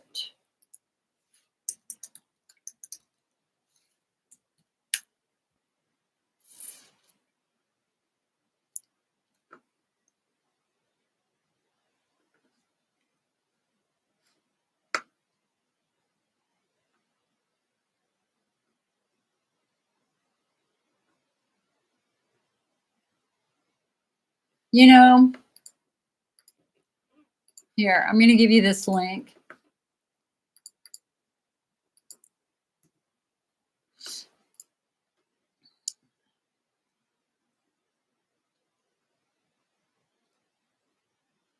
So, like, go to the video that starts with Microgen DX. And it's a video of doctors using it. There's another one.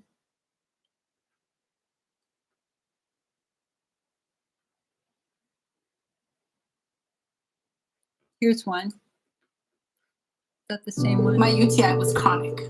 I had a series of infections and anyway, go there. Go look at the Microgen web videos, because they've got a lot of videos with doctors, etc., who are using it. All right, my friends. God, what did I do with my hair? It looks weird now that I put it in a ponytail. Anyway. All right.